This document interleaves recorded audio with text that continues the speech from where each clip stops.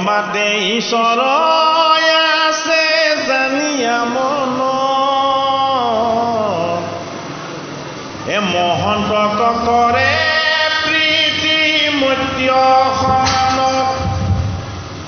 এ দুখিত কৰোণা ক্ষমা কৰে বিপদ অহিজন জানিমা মধ্যম ভাগৱত এনো পূজয় ভক্ত কমাইন নকৰে প্ৰাণিক একে প্ৰতিমাতে মাত সেয়া ৰাধে হৰিক এ জানিবাৰ হুচিতো ভকত পথ এ অনুগমে সিও পাছে হৈবেক পুত্ৰ এটি বিধ ভকত এহি শুনিলা নৃপতি অজাৰ যেন ধৰ্ম তাক কহিলো সম্প্ৰতি এ পুনা সাৱধানে আবে ইচ্ছা কুনন্দন এ কহো আৰু মহাভাগৱতৰ লক্ষ্য ভগতৰ প্ৰকাৰ কেইটাৰ বিষয়ে কৈ দিছে কোনে সিদ্ধগণে কাক নিমিৰজাক কৈছে কিয় কৈছে তুমি আটাইতকৈ উত্তম আৰু উত্তম শ্ৰেষ্ঠ আৰু শ্ৰেষ্ঠ তুমি মহাভাগৱত স্বৰূপ ভকত হ'ব লাগিব কিয় হ'ব লাগিব আমি তোমাৰ যজ্ঞলৈ নৱজন সিদ্ধ নামি দিলো কিয় নামি দিলো ভগৱন্ত প্ৰভুৰ মহিমা প্ৰকাশ কৰিবলৈ ভগৱন্ত প্ৰভুৰ মহিমা যি স্থানত যাৰ ওচৰত প্ৰকাশ পাব সেইজন ভকত উত্তম আৰু উত্তম মহাভাগৱত হ'ব লাগিব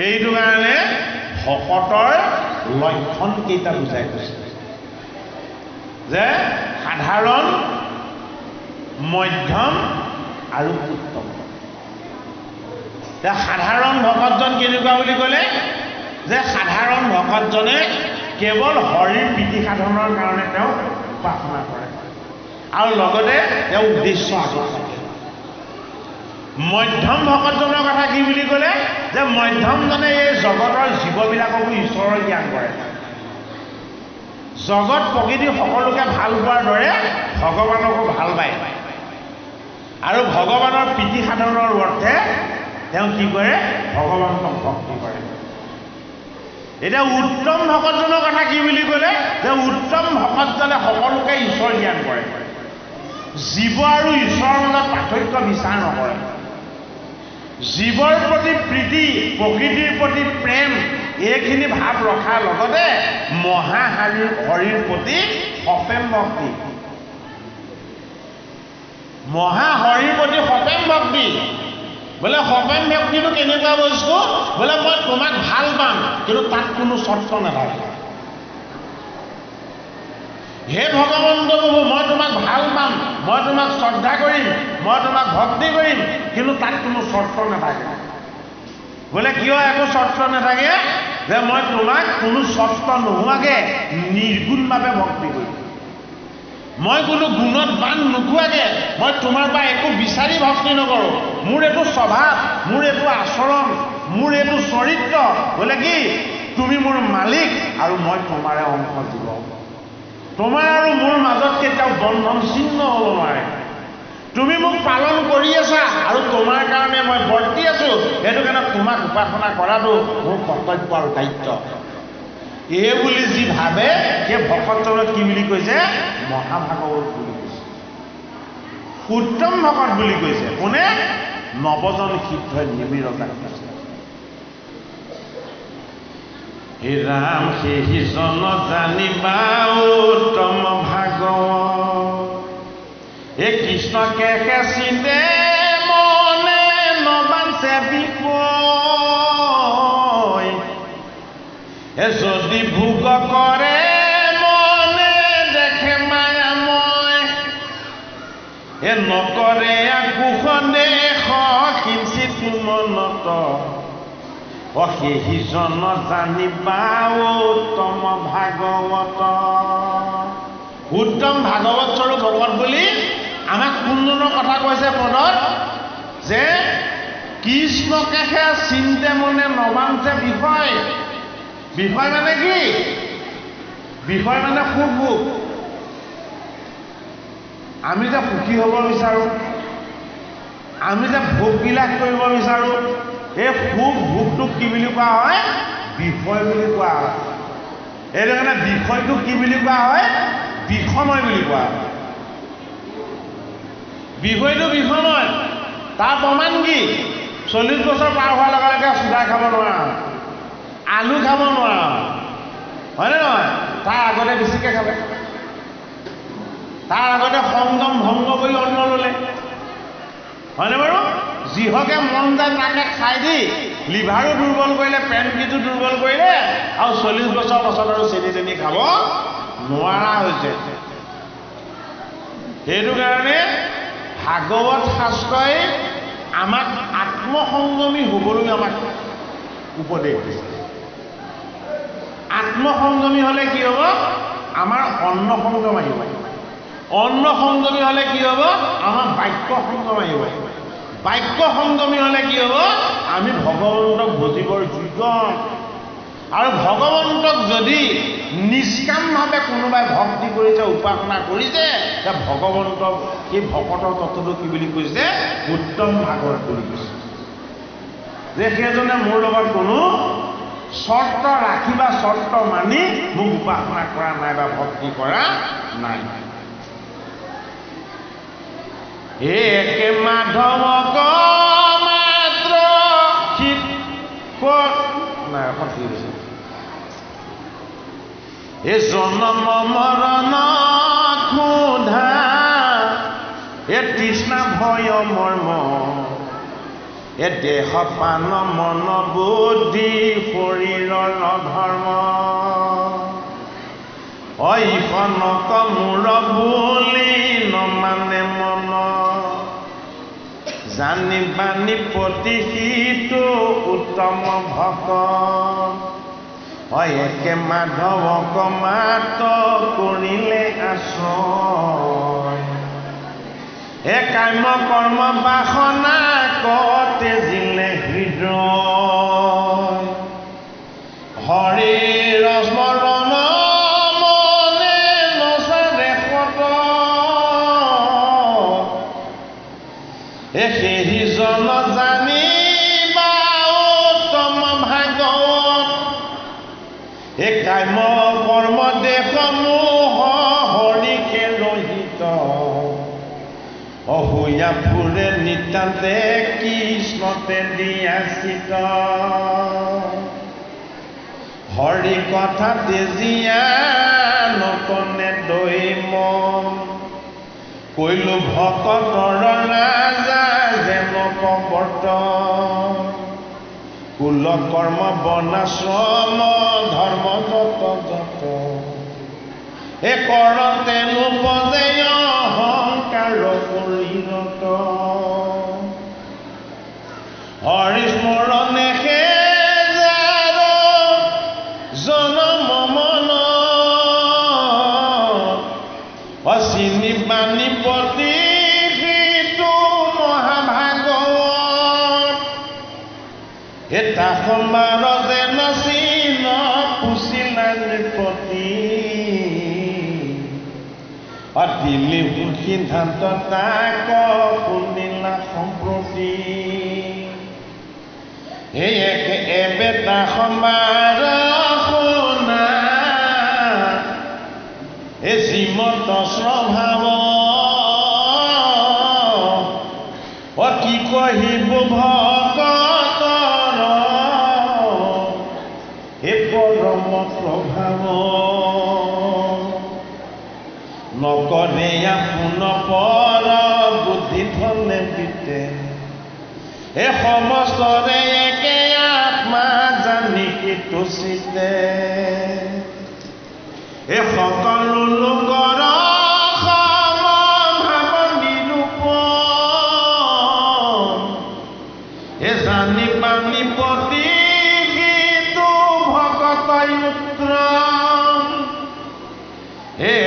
নিমিষাটো যদি লয় হৰিপ এতেকতে পাৱে সিটো তলৈক সম্পদ। নিমিৰ ৰজাক নৱসিদ্ধই কৈছে যে যিজন উত্তম ভকতজন কি ভগৱান আৰু তেওঁৰ মাজত পাৰ্থক্য নাই। উত্তম ভকত কেইজন? উত্তম ভকত ছজন। সেইটো কাৰণে ভকত ছজন বুলি কোৱা হয়। উত্তম ভকত কেইজন কাৰ সৃষ্টি? ভগৱানৰ সৃষ্টি।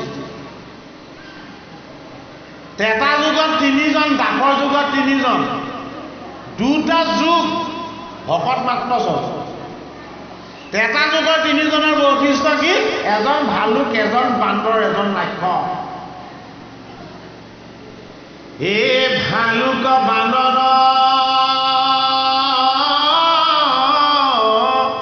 এ ৰাক্ষস তৰিল এ ৰামক কৰি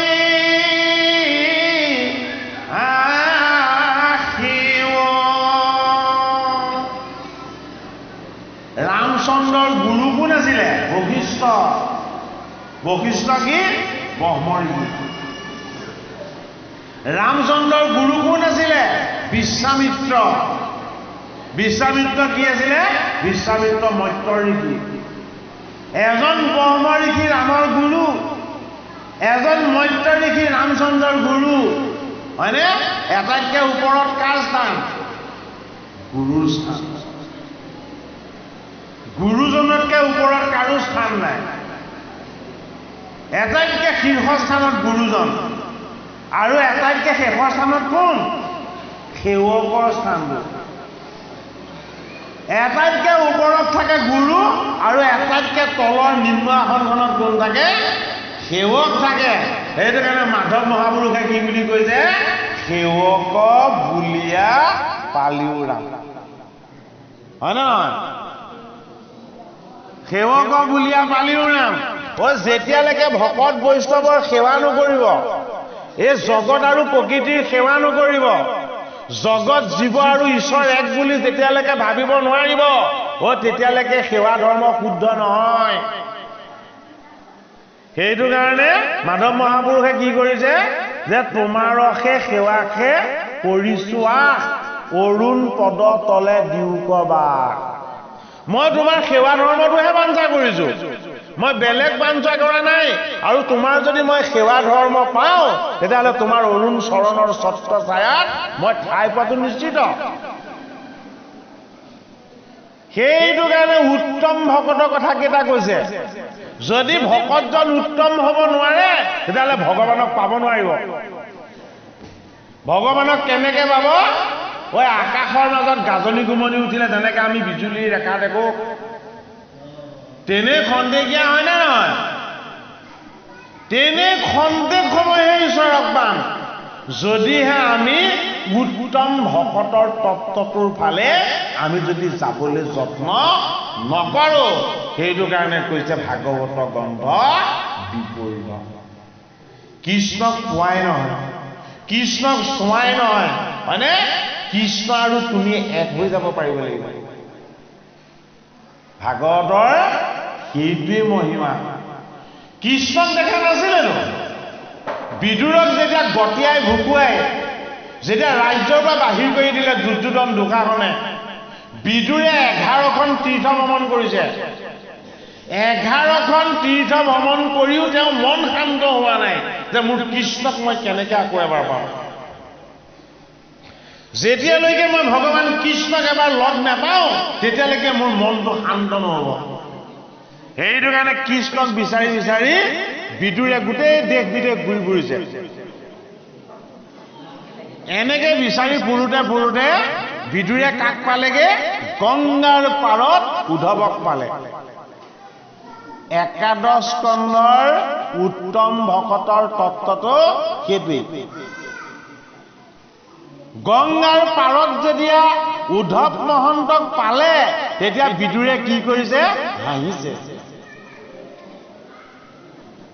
আৰু উদ্ধৱ যেতিয়া আহি ওচৰ পালে উদ্ধৱক কি কৰিলে উদ্ধৱক কৃষ্ণই সাৱটি ধৰিলে উদ্ধৱক বিদুৰে সাৱটি ধৰিলে আৰু উদ্ধৱক সাৱটি ধৰি বিদুৰে যেতিয়া কৈছে কি বুলি যে জিলু জিলু জিলু তাৰ আগলৈকে মৰি আছিল কিহত মৰি আছিলে কোপ তাপ আৰু বিষাদত যেতিয়া উদ্ধৱক সাৱটি ধৰিলে উদ্ধৱক সাৱটি ধৰাৰ লগে লগে বিদুৰে নিজে ঘোষণা কৰিছে যে মই এতিয়া যি গলো এটা উদ্ধৱে বুজি পোৱা নাই কথাটো যে তুমি যে মুখ সাৱটি ধৰি জিলু বুলি ক'লা তেতিয়া বিদুৰে কৈছে যে তুমি কৃষ্ণৰ প্ৰাণৰ বান্ধৱ তুমি কৃষ্ণৰ প্ৰাণৰ বান্ধৱ কৃষ্ণ প্ৰাপ্তিতকৈও বেছি আনন্দ যদি কেনেবাকে কৃষ্ণৰ বান্ধৱক লগ পোৱা যায় আৰু মই সেইটো কাৰণেই মই যে জি উঠিলো মই যে দুখৰ পৰা মুক্ত হলো মোৰ যে এতিয়া একো বিষাদ থাকিব নোৱাৰে মই সেইটো অনুভৱ কৰি কৈছো যে হে উদ্ধৱ মহন্ত তোমাক পোৱাটো কৃষ্ণক পোৱাতকৈ বেছি আনন্দ তেতিয়া উদ্ধৱে হাঁহিছে সেইটো কাৰণে মোক কৃষ্ণই তোমাৰ ওচৰলৈ পঠাইছে উদ্ধৱক কোনে পঠাইছিলে ভগৱান কৃষ্ণই পঠাইছে কৃষ্ণ কি হ'ল কৃষ্ণ বৈকুণ্ঠলৈ গ'ল যে তুমি বিদুৰক লগ পাবা আৰু বিদুৰক তুমি যেতিয়াই লগ পাবা বিদুৰ মহন্তক তুমি ক'বা তেওঁ যাতে মহামহন্ত মৈত্ৰেয়ৰ আশ্ৰমলৈ যায় যে মৈত্ৰেয়ৰ আশ্ৰমলৈ কৃষ্ণই যাবলৈ কৈছে কাক বিদুৰক মৈত্ৰেয়ৰ আশ্ৰমলৈ বিদুৰক যাবলৈ ক'বা মৈত্ৰেয় হ'ল মোৰ এজন অতি শুদ্ধ ভকত মই বৈকুণ্ঠ প্ৰাণৰ সময়ত মৈত্ৰেয় মোৰ কাষত আছিলে আৰু মৈত্ৰেয়ক মই তেতিয়া মোৰ আত্মাৰ ভাগৰক দান কৰিছিলোঁ এই ভাগৱত মৈত্ৰেয়ই বিদুৰক শুনাব বিদুৰৰ তেতিয়া আৰু জীৱনত কোনো দুখ নাথাকিব সেইটো কাৰণে ভাগৱতৰ তৃতীয় স্কন্ধ কাক কৈছে মৈত্ৰেয় ঋষিয়ে বিদুৰক কৈছে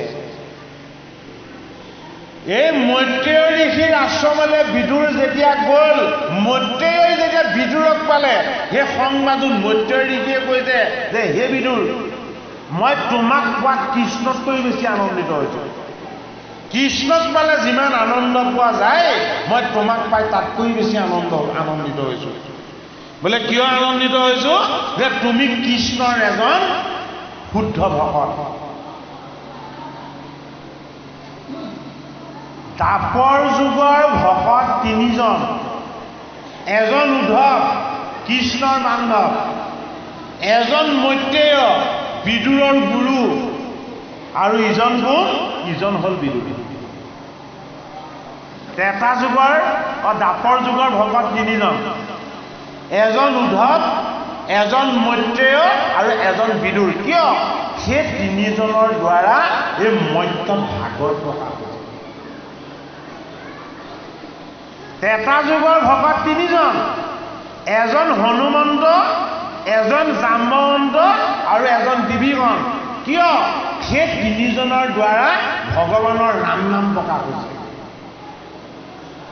ত্ৰেতা যুগৰ তিনিজন ভকতৰ যোগেদি ৰামৰ নাম প্ৰকাশ হ'ল দাপৰ যুগৰ তিনিজন ভকতৰ যোগেদি ভাগৱত ধৰ্ম প্ৰকাশ হ'ল সেইটো কাৰণে নাম ধৰ্ম বুলি কৈছে ত্ৰেতা যুগ আৰু দাপৰ যুগ দুইটা যুগৰ ভকতৰ যিটো তত্ত্ব এই তত্ত্বটোক কোৱা হৈছে নাম ধৰ্ম সেইটো কাৰণে কলি যুগত কি ধৰ্ম পালন কৰিব লাগিব নাম ধৰ্ম পালন কৰিব লাগিব এই নাম ধৰ্মৰ ঈশ্বৰ তত্ত্বৰ কথাখিনিকে কোনে পালন কৰিব ভকতে পালন কৰিব অভকতে কেতিয়াও নাম ধৰ্ম পালন নকৰে সেইটো কাৰণে এতিয়া নিমিৰ জাত নৱজন হৃদয় ভকতক ভগৱানে ভাল পায় ভকতৰ যোগেদি ভগৱান প্ৰকাশ হয় তেনে ভকতৰ যি ৰহস্য তত্ত্ব সেই ৰহস্য তত্ত্ব একাদশ স্কন্ধত এতিয়া বেপত কৰিছে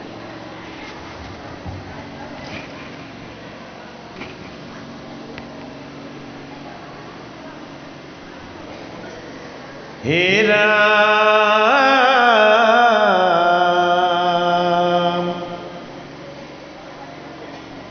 এই সকলো লোকত সম ভাৱ নিৰূপম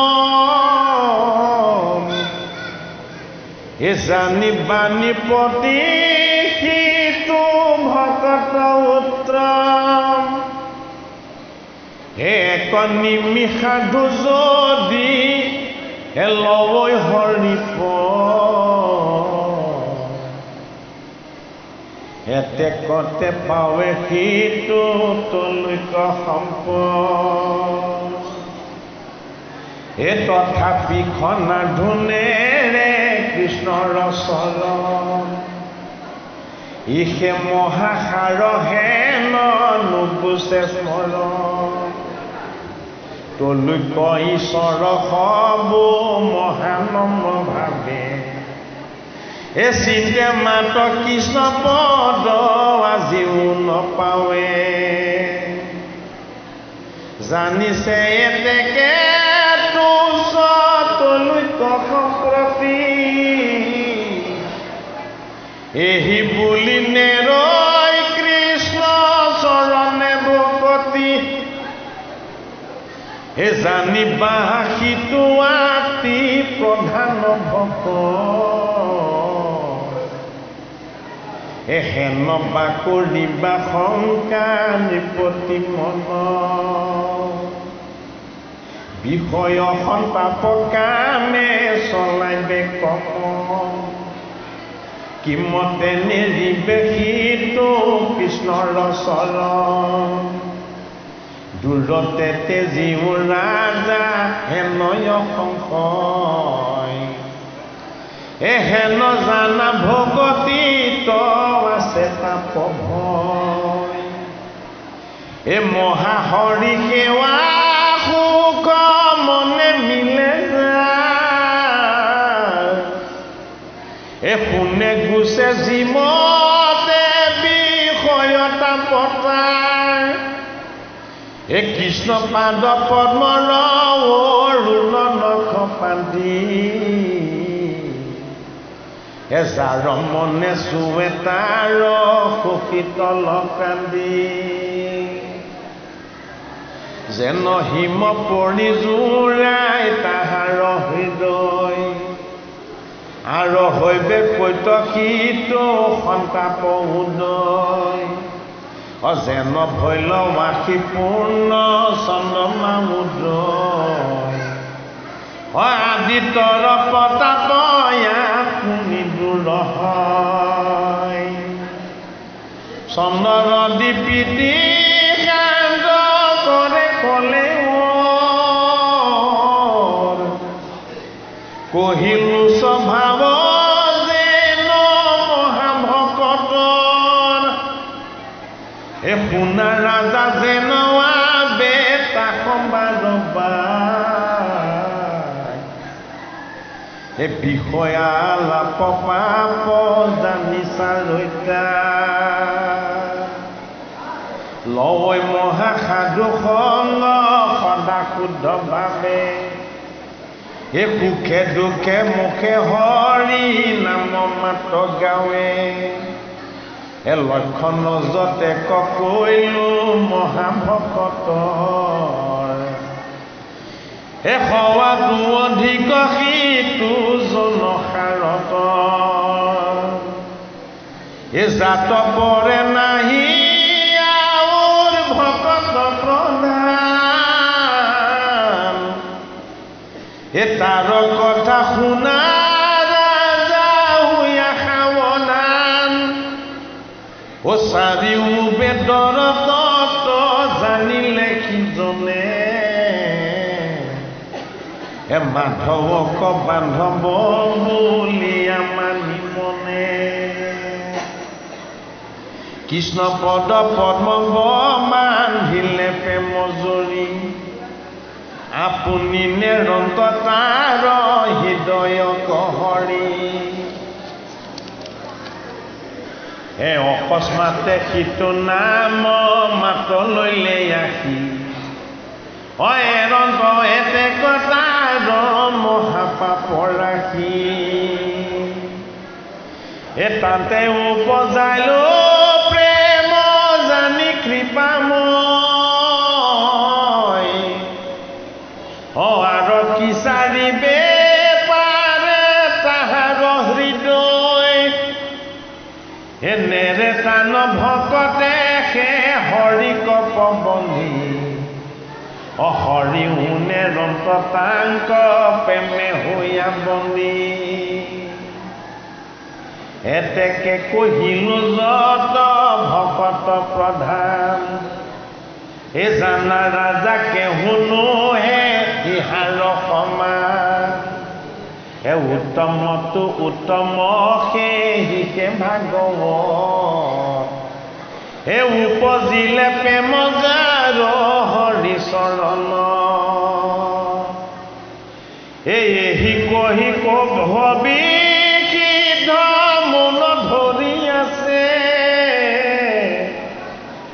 দেখি পনি পাতে নিপে পুচিলন্ত পাছে পৰম ঈশ্বৰ কৃষ্ণ জগতৰ স্বামী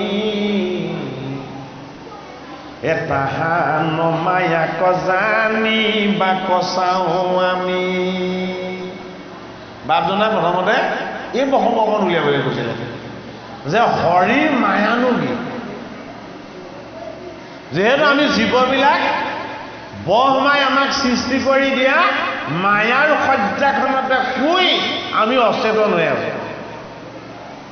হৰিয়ে নিৰ্মাণ কৰি দিয়া এই মায়াৰ সজ্জাক অচেতন কৰি ব্ৰহ্মাদেৱকো শুৱাই দিছে কোনে ভগৱন্ত প্ৰভুৱে এইবাৰ নিমি ৰজাই ৩ নম্বৰ প্ৰশ্নটো সুধিলে প্ৰথম দুটা প্ৰশ্ন আছিলে যে ঐতান্তিক সুখ কি আৰু মহাভাগৱত ধৰ্ম কি ৩ নম্বৰ প্ৰশ্নটো আছিলে কি হৰিৰ মায়া কি এই প্ৰথম প্ৰশ্নটো তাৰ উত্তৰটো যি জানিব হৰিৰ মায়াই তাক স্পৰ্শ নকৰে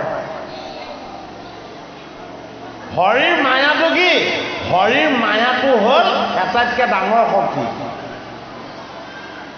এই যে জগতখন যে চলাই আছে সৃষ্টি স্থিতি লয় 3 কাৰ্য যে হৈ আছে এয়া হৰিৰ মায়া শক্তিৰ দ্বাৰা হৈ আছে সেইটো কাৰণে মায়া শক্তিটো কি বুলি কৈছে ঈশ্বৰে মিছা বুলি কৈছে আমাৰ মায়া ক'ত বহি আছে আমাৰ মায়া বহি আছে বাম পাশত ভক্তি ক'ত বহি আছে ভক্তি বহি আছে সোঁ পাশত মায়া মাতা আৰু ভক্তি মাতা দুইজনী বাই ভনী কিন্তু ইহঁত দুজনীৰ মাজত সদায় চুলিয়া লাগিব বিচাৰে মানে টনা আজোৰা লাগিব বিচাৰে হয়নে নহয় ইজনীকো সিজনীক চুবলৈ নিদিয়ে সিজনীকো সিজনীক চুবলৈ নিদিয়ে কোনে মধ্যস্থানত বহি আছে কৃষ্ণ বাম পাশত মায়া মাতা দক্ষিণ পাশত ভক্তি মাও এই দুইগৰাকী মাতাৰ মধ্যম স্থানত বহি আছে কোন বাসুদেৱ কৃষ্ণ কিয় বাসুদেৱ কৃষ্ণ বহি আছে যে মোৰ মায়াৰ শক্তিটো মায়াই যিমান পাৰে প্ৰকাশ কৰক আৰু ভক্তি মাতাক কৈছে কি মোৰ ভক্তিৰ শক্তিটো যিমান পাৰা তুমি গোপন কৰা ভক্তিৰ তত্ত্ব গোপন কৰি নিউতে ভক্তিৰ তত্ত্বটো গৈ গোপন হৈ লুকালেগে ক'ত গোপীৰ হৃদয়ত ভগৱান কৃষ্ণৰ ভক্তিৰ তত্ত্বটো গোপন হৈ লুকাই গোপীৰ হৃদয়ৰ মাজত সোমাই দিলে এই গোপীৰ হৃদয়ৰ মাজৰ পৰা ভগৱান কৃষ্ণৰ ভক্তিটোক প্ৰকাশ কৰিব লাগিব কেনেকৈ প্ৰকাশ কৰিলে যে গোপী হৈ প্ৰকাশ কৰিব নোৱাৰিবা এই গোপীসকল তোমালোক কৃষ্ণ হৈ লোৱা সেইটো কাৰণে গোপীৰ এটা নামটো কি গোপী কৃষ্ণ ভক্তিটো গোপন বস্তু মায়াটো মিছা বস্তু এই গোপন আৰু মায়া মিছা এই দুটা বস্তুৰ নিয়ন্তা গুণ এই দুটা বস্তুৰ নিয়ন্তা হ'ল কৃষ্ণ সেইটো কাৰণে কৃষ্ণ কি কৃষ্ণ শ্যাম সুন্দৰ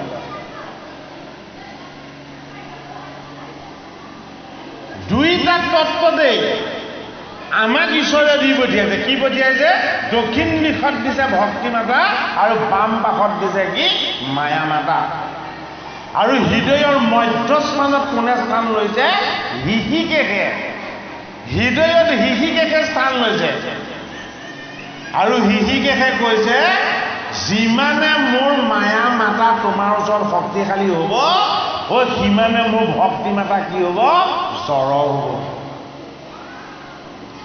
একাদশ স্কন্ধত ভক্তিৰ ৰহস্য নিমিৰজাই নৱজন সিদ্ধক কৈছে কি বুলি কৈছে যে হৰিৰ মহাভাগৱত ধৰ্ম আৰু ঐকান্তিক কুক এই দুটা বস্তু আমি তোমাৰ পৰা জানিলো অৰ্থাৎ ভক্তি মাতাক আমি জানিবলৈ পালো এতিয়া আমাক মায়া মাতাৰ বিষয়ে ক'ব লাগে হৰিৰ মায়া শক্তিটো কি হে ৰাম শুনা ৰাজা যিটো মায়া হে হেন শুনি বুলিলন্ত আমাৰ আৱাজ দেই হে ৰাম পৰম ঈশ্বৰ কৃষ্ণ জগতৰ ৰচামী হে তাহান মায়া কজানি বা কচাও আমি অপমাদিকো মোহে যিটো সিটো কোন মায়া এ কহি উকশিত হব থাকে যদি দায়া ব্ৰহ্মা হৰ এই সকলোকো ঈশ্বৰ মোহিত কৰিব পৰা এই ভগৱানৰ মায়া শক্তিটোনো কি আমাৰ বিলাককতো একেবাৰে অচেতন কৰি পেলাব ব্ৰহ্মা আৰু হৰকো মোহিত কৰে কাৰ হৰিৰ মায়াই এতিয়া নৱসিদ্ধৰ 9জনৰ এজনে এতিয়া এই মায়া শক্তিটোৰ বিষয়ে পবিত্ৰ সিদ্ধই এই মায়া শক্তিটোৰ বিষয়ে এতিয়া নিমিৰজাক ক'ব হে ৰাম হেন বাবুলি বাজিটো এ কহিলো ভকতি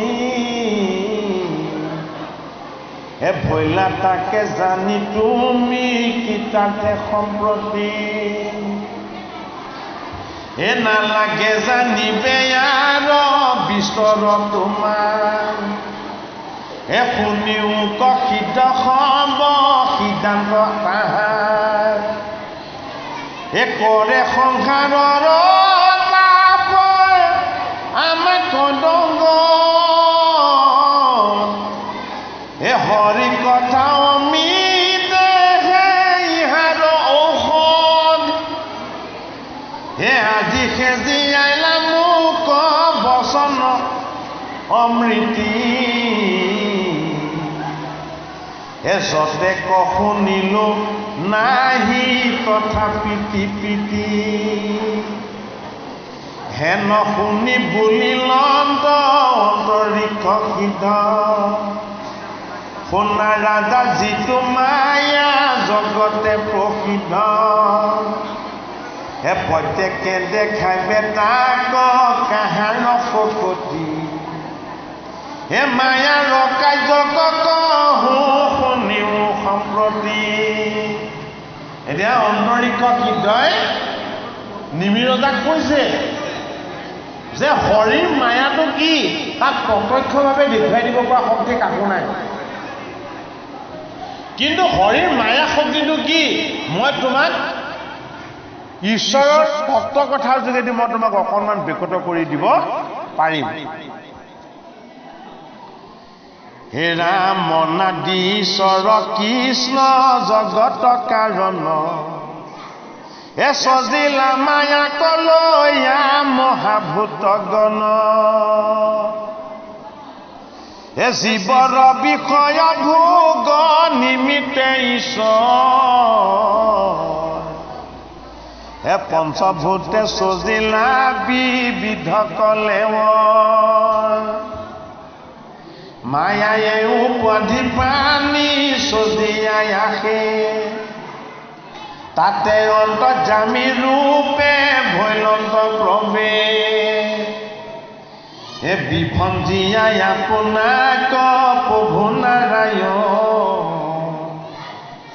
অসজিলা ইন্দ্ৰিয়গণ বুদ্ধি প্ৰাণ মন না মায়াটো কেনেকুৱা ফালি দেখুৱাব নোৱাৰে যে এইটোৱে মায়া হৰি এইটো ফালি দেখুৱাব নোৱাৰি অন্তৰীক্ষ সিদ্ধই কৈছে যে হে নিমি ৰজা তুমিও এটা হৰিৰে মায়া আমি সিদ্ধকনো এটা হৰিৰে মায়া হয়নে এই মায়াৰূপী আমাৰ এই পঞ্চভূতৰ দেহটো এইটো হৰিৰ কি মায়া ভূত মায়া হৰিৰ পঞ্চভূতৰ মায়াৰে আমাৰ দেহটো নিৰ্মাণ হৈছে এইটোক কোৱা হয় ভূত মায়া আৰু কি বুলি কৈছে যে হৰিৰ যিটো প্ৰকৃতিৰ তত্ত্বযুক্ত মায়া সেই তত্ত্বযুক্ত মায়াটোৱে হ'ল তোমাৰ মন প্ৰাণ বুদ্ধি এইবিলাক অৰ্থাৎ গংগাৰ পাৰত ভাগৱত অমৃত পান কৰি থকা পৰীক্ষিতৰ একাদশ স্কন্ধত ঠিক দ্বাদশ স্কন্ধ ভাগৱতৰ সমাপ্তৰ আগে আগে তেখেতৰ মৃত্যুৰ অৰ্থাৎ মহাপ্ৰয়াণৰ সময় আহিছে মহাপ্ৰয়াণৰ সময়ত এটা পৰীক্ষিতক বুজাব লাগিব যে মৃত্যু কি মৃত্যুৰ সংজ্ঞা কি এতিয়া সিদ্ধৰ দ্বাৰা নিমিষিদ্ধ নিমিৰতাক বুজাই দিছে বোলে কি হৰিৰ মায়াই হ'ল মৃত্যু হৰিৰ মায়াই কিয় মৃত্যু মায়াই সদায় মিছা বস্তুকে স্পৰ্শ কৰিব পাৰে মৃত্যুৱে কাক স্পৰ্শ কৰে আমাৰ দেহটোক স্পৰ্শ কৰে মৃত্যুৰ ধৰ্মটো কেৱল দেহৰহে মৃত্যুৱে কাক স্পৰ্শ কৰিব নোৱাৰে জীৱটোক স্পৰ্শ কৰিব নোৱাৰে মৃত্যুৱে কাক স্পৰ্শ কৰিব নোৱাৰে এই জীৱটোক চলাই থকা অন্তৰ্যামী ঈশ্বৰক স্পৰ্শ কৰিব নোৱাৰে সেইটো কাৰণে হৰিৰ মায়াৰ তত্ত্বটো বুজাই নৱসিদ্ধৰ অন্তৰীক্ষ সিদ্ধই নিমিৰতাক জনাইছে যে তোমাৰ পঞ্চভূতৰ দেহাটো ঈশ্বৰৰ মায়া এটা মায়াত কি থাকে মায়াত বিকাৰ থাকে কি কি বিকাৰ থাকে মায়াত 16টা বিকাৰ থাকে গতিকে 16টা বিকাৰ কাৰ লগত আছে আমাৰ প্ৰত্যেকৰে লগত আছে সেইটো কাৰণে বাম পাশত মায়া বুলি কৈছে আমাৰ এই গুণময় দেহটোৱে ঈশ্বৰৰ মায়া ইয়াত 16 প্ৰকাৰৰ বিকাৰ আছে হয়নে বাৰু কিন্তু এই মায়া শক্তিটো দুৰ্বল কৰি আত্মাৰ শক্তিটোক চৈতন্য কৰিবৰ নিমিত্তে কোন আছে বাম পাশত মায়া দক্ষিণ পাশত ভক্তি মাতা আছে এটা ভক্তি মাতাৰ পুত্ৰ কেইজন ভক্তি মাতাৰ পুত্ৰ দুজন এজনৰ নাম হ'ল জ্ঞান আৰু অন্যজনৰ নাম হ'ল বৈৰাগ্য সেইটো কাৰণে মাধৱ মহাপুৰুষে নামঘোষাত কি বুলি কৈছে যে বৈৰাগ্যত পৰে ভাগ্য নাহি প্ৰবোধত পৰে ৰিপু নাহি সংসাৰত হ'ব বৈৰাগ্যৰ সমান মহাভাগ্য নাই আৰু সংসাৰৰ সমান ডাঙৰ ৰিপু নাই আৰু আমি কি আমি প্ৰত্যেকে সংসাৰী জীৱ সংসাৰতে থাকি সংসাৰী জীৱ হৈও সংসাৰৰ দুখ তাপ বিষয় বন্ধন এইবিলাকে স্পৰ্শ কৰিব নোৱাৰিব কাক যি ভক্তি মাতাৰ ওচৰলৈ গৈছে ভক্তি মাতাৰ ওচৰলৈ কিয় গৈছে যে হে ভক্তি মাতা তুমি মোক অকণমান ভক্তি জ্ঞান দিয়া ভক্তি জ্ঞানটো ভক্তি মাতাৰ পৰা কিয় বিচাৰিছে মোৰ যাতে এই দেহৰ ভোগ বিষয় বাসনা এইবিলাকৰ জয় হৈ মোৰ যাতে আত্মাৰ ফালে মনটো ধাৱমান হয় তাকে কোৱা হৈছে বৈৰাগ্য বৈৰাগ্য মানে আহাৰ পানী ত্যাগ কৰি দিয়া নহয় হয়নে? স্বাভাৱিক বস্ত্ৰ ত্যাগ কৰি হাতত ত্ৰিশূল আৰু গেৰুৱা কাপোৰ লোৱা নহয়। বৈৰাগ্য মানে কি? আমাৰ মনটোক, প্ৰাণটোক, জীৱটোক এই বিষয়ৰ বিষময় বান্ধোনবিলাকৰ পৰা আমি মুক্ত কৰি দিব পৰা। সেইটো কাৰণে মাধৱ মহাপুৰুষে আমাক সংসাৰী ভকত বৈষ্ণৱৰ পৰাহে ভক্তি ল'বলৈ কৈছে। সংসাৰ বিৰাগী ভকত বৈষ্ণৱৰ পৰা ভক্তি ল'বলৈ বিৰাট বাধা কৰি থৈছে মাধৱে। কেনেকে বাধা কৰি থৈছে? অমুক্তিত নিস্পৃহ যিটো সেহি ভকত তনম অৰসময় মাগুহুভ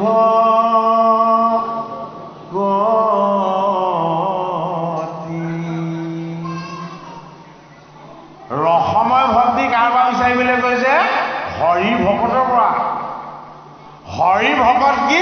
হৰিৰ ভকত সংসাৰীও হ'ব পাৰে। এইটোৱে বৈশিষ্ট্য।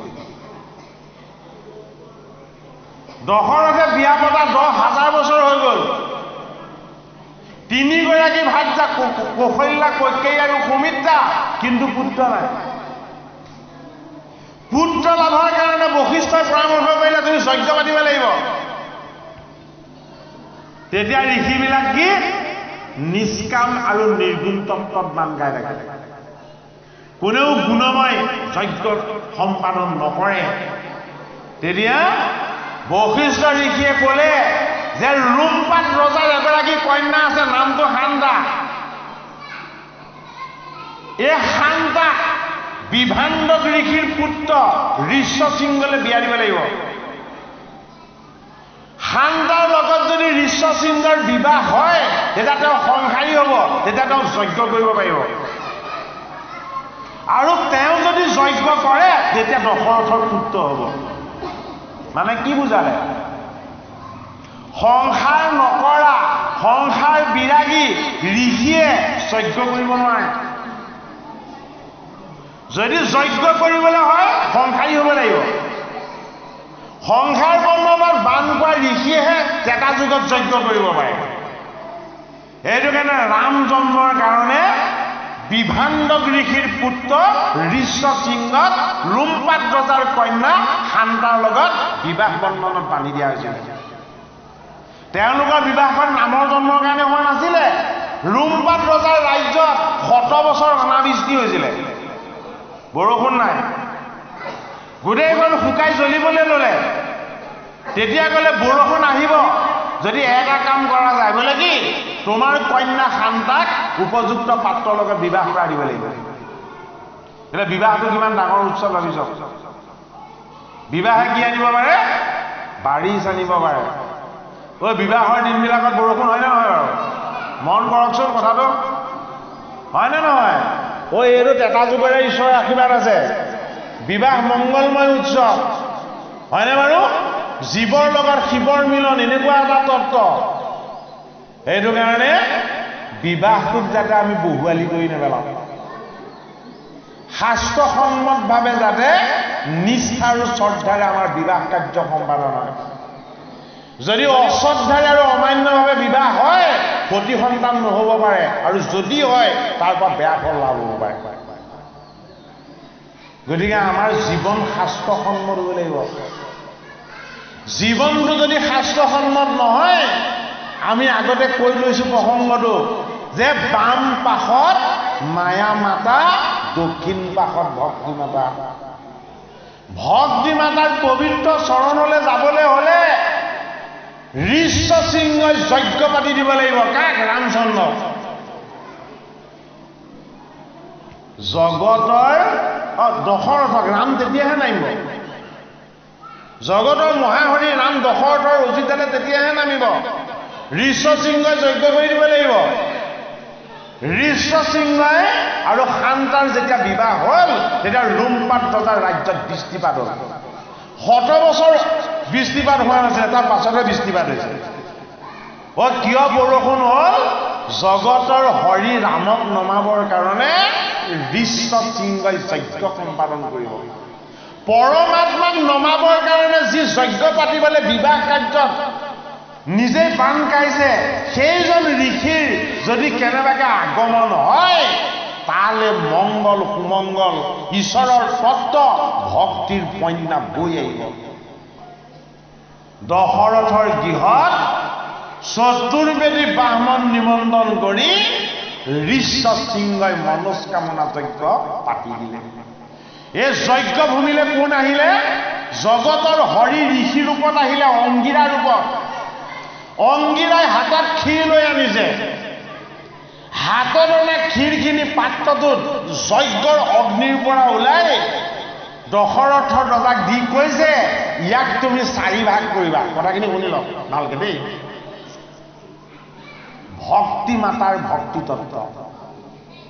ইয়াক তুমি 4 ভাগ কৰিবা। কিয় 3 ভাগ কৰিবলৈ নকলে?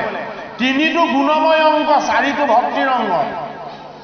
3ত 3 গুণৰ অহংকাৰ আছে, 4ত 4 বস্তু আছে, 4ত 4 সিদ্ধ আছে, হয়নে?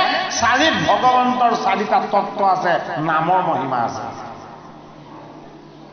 এইটো কাৰণে অংগীৰা ঋষিয়ে অগ্নিৰ পৰা নিজে প্ৰকাশ হৈ হাতত অনা ক্ষীৰ দশৰথক দি ক'লে, তুমি ইয়াক 4 ভাগ কৰিবা। এভাগ দিবা কৌশল্যাক। কৌশল্যা কি? কৌশল্যা হ'ল আমাৰ জ্ঞান। এভাগ দিবা কৈকেয়ী। কৈকেয়ী কি? কৈকেয়ী হ'ল আমাৰ কৰ্মশক্তি। আৰু 2 ভাগ দিবা কাক? সুমিত্ৰাক। সুমিত্ৰা হ'ল আমাৰ সেৱা ধৰ্ম। সেৱা ধৰ্মত 2 ভাগ লাগিব। কিয় 2 ভাগ লাগিব? এভাগ লাগিব গুৰুক, সিভাগ লাগিব ভকতক। মুঠ তত্ত্ববস্তু 4 ভাগ কৰি দেখুওৱা হ'ল, হয়নে বাৰু? এই সুমিত্ৰাৰ কোলালে কোন আহি গ'ল? সেৱাতে আছে ঈশ্বৰ। সেইটো কাৰণে অনন্ত আহিলে, লক্ষ্মণ। সুমিত্ৰাৰ কোলালে কোন আহিলে? শত্ৰুঘ্ন আহিলে। শত্ৰুঘ্ন কি? 3 গুণময় অহংকাৰৰ পৰা যি সদায় মুক্ত, সেইজন শত্ৰুঘ্ন। কৌশল্যাৰ কোলালে কোন আহিলে? ৰাম। ৰাম কি?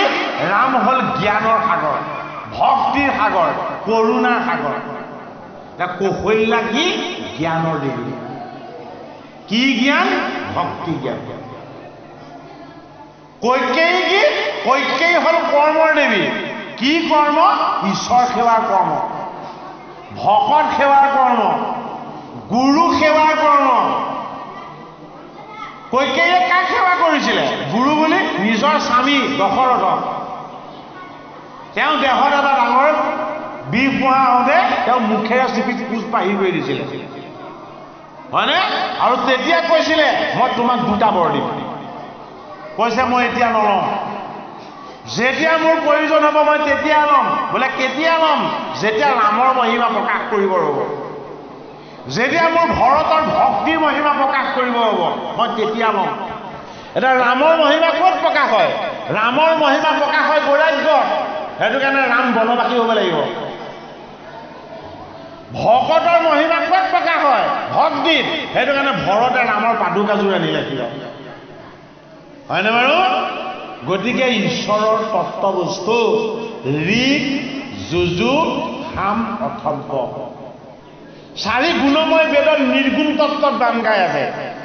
এইটো কাৰণে গুণময় বেদৰ তত্ত্বক নিৰ্গুণ কৰিবৰ কাৰণে 4 বেদ অৱতাৰ বুলি কোৱা হয়। কাক? ৰাম, লক্ষ্মণ, ভৰত, শত্ৰুঘ্ন। 4 নাম জপ নহয়। ৰাম, লক্ষ্মণ, ভৰত, শত্ৰুঘ্নৰ 4জনৰে নামটো ঈশ্বৰৰ নাম কৰি জপ কৰিবলৈ জটিল হ'ব। এইটো কাৰণে ব্ৰহ্মাদেৱে 4টা অক্ষৰ তত্ত্ব আনিলে। এই 4টা অক্ষৰ তত্ত্বৰ পৰা মই এটা নাম তত্ত্ব ৰচনা কৰিম। এই নামতে হৰিৰ মহিমা প্ৰকাশ পাব, হয়নে?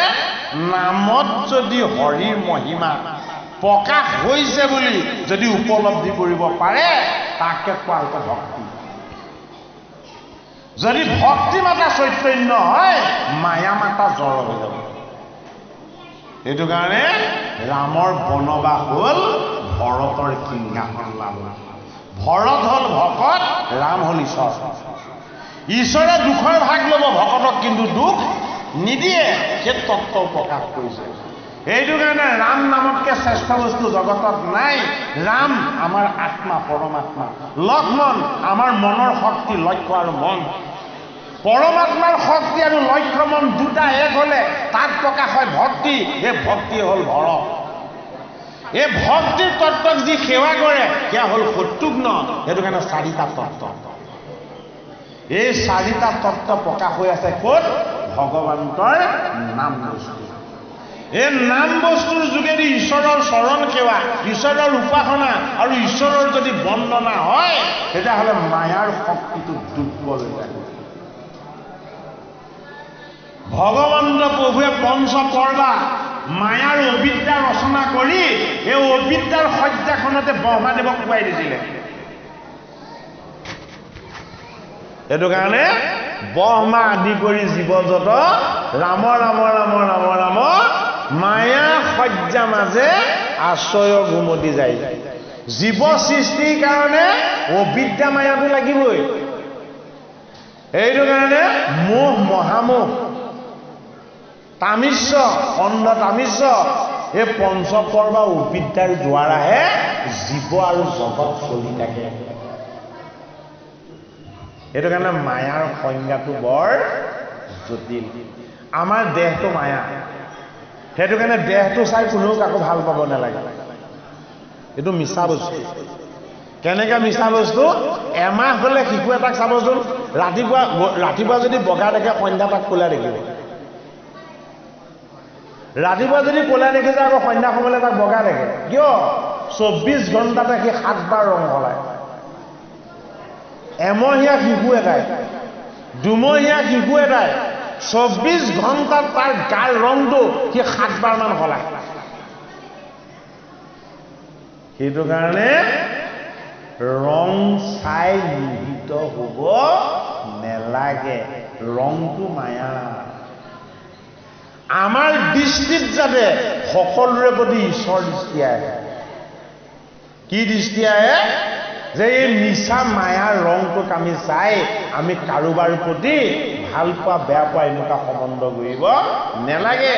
যে ঈশ্বৰৰ অংশ জীৱ, যি চৈতন্য ঈশ্বৰ কৃষ্ণই আমাক চলাই আছে, সেইজন চৈতন্য কৃষ্ণই তেওঁকো চলাইছে। আমি আৰু তেওঁৰ মাজত একো পাৰ্থক্য নাই। আমাৰ যদি ভাল হ'ব লাগে তেওঁৰো মংগল হ'ব লাগে। এই ভাৱনাটো কিহে দিব? ভক্তিয়ে দিব। মায়া যিমান বেছি হ'ব সিমানে অন্তৰ আহিব, পাৰ্থক্য আহিব, দূৰত্ব আহিব। ভক্তি যিমানে গভীৰ হ'ব সিমানে পাৰ্থক্য নাইকিয়া হ'ব, অন্তৰ নাইকিয়া হ'ব, দূৰত্ব নাইকিয়া হ'ব। কাৰ পৰা? ভগৱানৰ পৰা।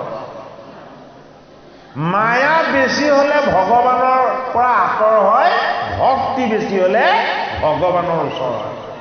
সেইটো কাৰণে দুইজনী মাতাকে বহুৱাই দিছে আমাক। ক'ত? বাম পাশত মায়া মাতা, সোঁ পাশত ভক্তি মাতা। মধ্যম স্থানত মই নিৰপেক্ষ, মই কাৰো পক্ষ নলওঁ। যদি মোক পাহৰিছা মায়াই নচুৱাব, আৰু যদি মোক মনত পেলাইছা ভক্তি মাতাই নৃত্য কৰাব। এইটো প্ৰশ্নকে সুধিছে কাক? অন্তৰীক্ষ শিক্ষক নিমি ৰজাই সুধিছে যে হৰিৰ মায়াৰ বিষয়ে মোক কোৱা। আৰু হৰিৰ মায়া কি দেখুৱালে? যে তুমি মই জগত সংসাৰ এইবোৰ চব হৰিৰ মায়া। ইয়াত কাৰণ কেৱল তেওঁ। বোলে কি? যিটোক আমি নেদেখো, যিটোক আমি চুব নোৱাৰো, যিটোক আমি চাব নোৱাৰো, এই অন্তৰ্যামী সত্তাটোৱে হ'ল ঈশ্বৰ। সেইটো কাৰণে সেই সত্তাটোৰ লগত যদি আমি এক হ'ব পাৰোঁ, আমাক দেহৰ সুখ নালাগে, বিষয় সুখ নালাগে, সংসাৰ সুখ নালাগে। বোলে কি লাগে? তুমিয়েই সত্য, তুমিয়েই সনাতন, তুমিয়েই শুদ্ধ, আৰু তুমিয়েই ঐকান্তিক আনন্দ। তোমাক পোৱাতকৈ ডাঙৰ আনন্দ একো নাই। এতিয়া নিমি ৰজাক কৈছে বোলে তেনে ভকতে ভগৱানৰ পৰা একো নিবিচাৰে। তেনে ভকতৰ সংগ ভগৱানেও কামনা কৰে। বোলে কিয়? মই আৰু মোৰ ভকত সদায় একত্ৰ হৈ থাকিব বিচাৰো। হে নাৰদ বিষ্ণু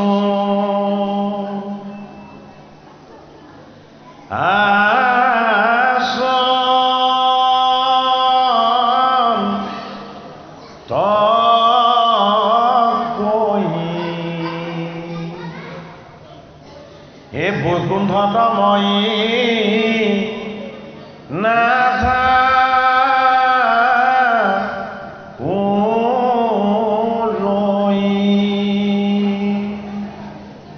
এ যোগী ৰুহিয়ায়ে ৰিষ মোদাহি এ থাকো ভকতৰ কীৰ্তন চাই নাৰদে বৈকুণ্ঠত গৈ বিষ্ণুক নেদেখি আচৰিত হৈ যায় কাৰণ বৈকুণ্ঠটো বিষ্ণুৰে স্থান যে মহাহৰি ৰত্নময় সিংহাসন পালে চাইছে তাত খালী আছে মহাহৰি নাই তেতিয়া তেওঁ আকৌ হৰিক হৃদয়তে ধ্যান কৰিছে তপস্যা কৰিছে উপাসনা কৰিছে যে হে প্ৰভু তোমাৰ চৰণ দৰ্শন কৰিম বুলি বৈকুণ্ঠলৈ আহিলা আৰু তুমি বৈকুণ্ঠত নাই ক'ত গ'লা এতিয়া নাৰদক কৈছে বোলে মই বৈকুণ্ঠত ৰৈ নাথাকো নহয় বোলে কি বোলে মই গৈ থাকো হৰি ৰৈ নাথাকে কিয় হৰি গৈ থাকে কেনেকে গৈ থাকে পৰ্বতৰ ওপৰৰ পৰা সমুদ্ৰৰ স্থলীলৈকে তেওঁৱেই গৈ আছে কি হৈ নদী হৈ জান জুৰি হৈ কোন বৈ আছে তেওঁ বৈ আছে বোলে কিয় মই ৰৈ নাথাকো হয় মই গৈ থাকিম নহয় মই ঘূৰি থাকিম বোলে কেনেকে ঘূৰি থাকিম বোলে পৃথিৱীখনক ঘূৰাই আছো মই সেইটো কাৰণে দিন ৰাতি হৈ আছে নদীবিলাকক বৈ আছো মই বোলে কি সেইটো কাৰণে নদীবিলাক সাগৰলৈ বৈ আছে বোলে মই বৈকুণ্ঠত গৈ নাথাকো নাৰদত বিষ্ণু আচন্তকৈ বৈকুণ্ঠত মই নাথাকো যোগীবিলাকে মোক হৃদয়ৰ পৰম আনন্দ ধামত মোকে উপাসনা কৰি মোৰ চৰণ স্পৰ্শ কৰি মোৰ লগত একাত্ম হৈ থাকিব বিচাৰে কিমান সময় যুগ যুগ হাজাৰ হাজাৰ লাখ লাখ বছৰ মোক হৃদয়ত তেওঁলোকে ধৰি মোক ৰাখিব বিচাৰে কিন্তু মই নাথাকো নাৰদক কৈছে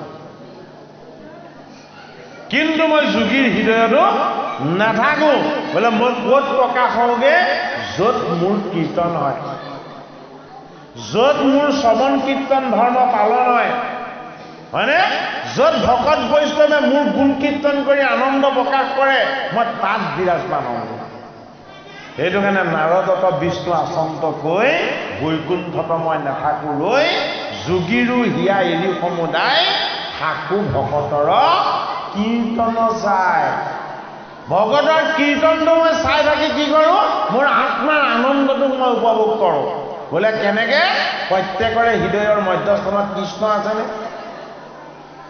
প্ৰত্যেকৰে আছেনে নাই আছে ঐ আজি হৃদয়ত বহি সেইজন কৃষ্ণই ভাগৱত শুনিছে আমি কোনেও শুনা নাই ভাগৱত ভগৱানৰ বস্তু তেওঁহে শুনে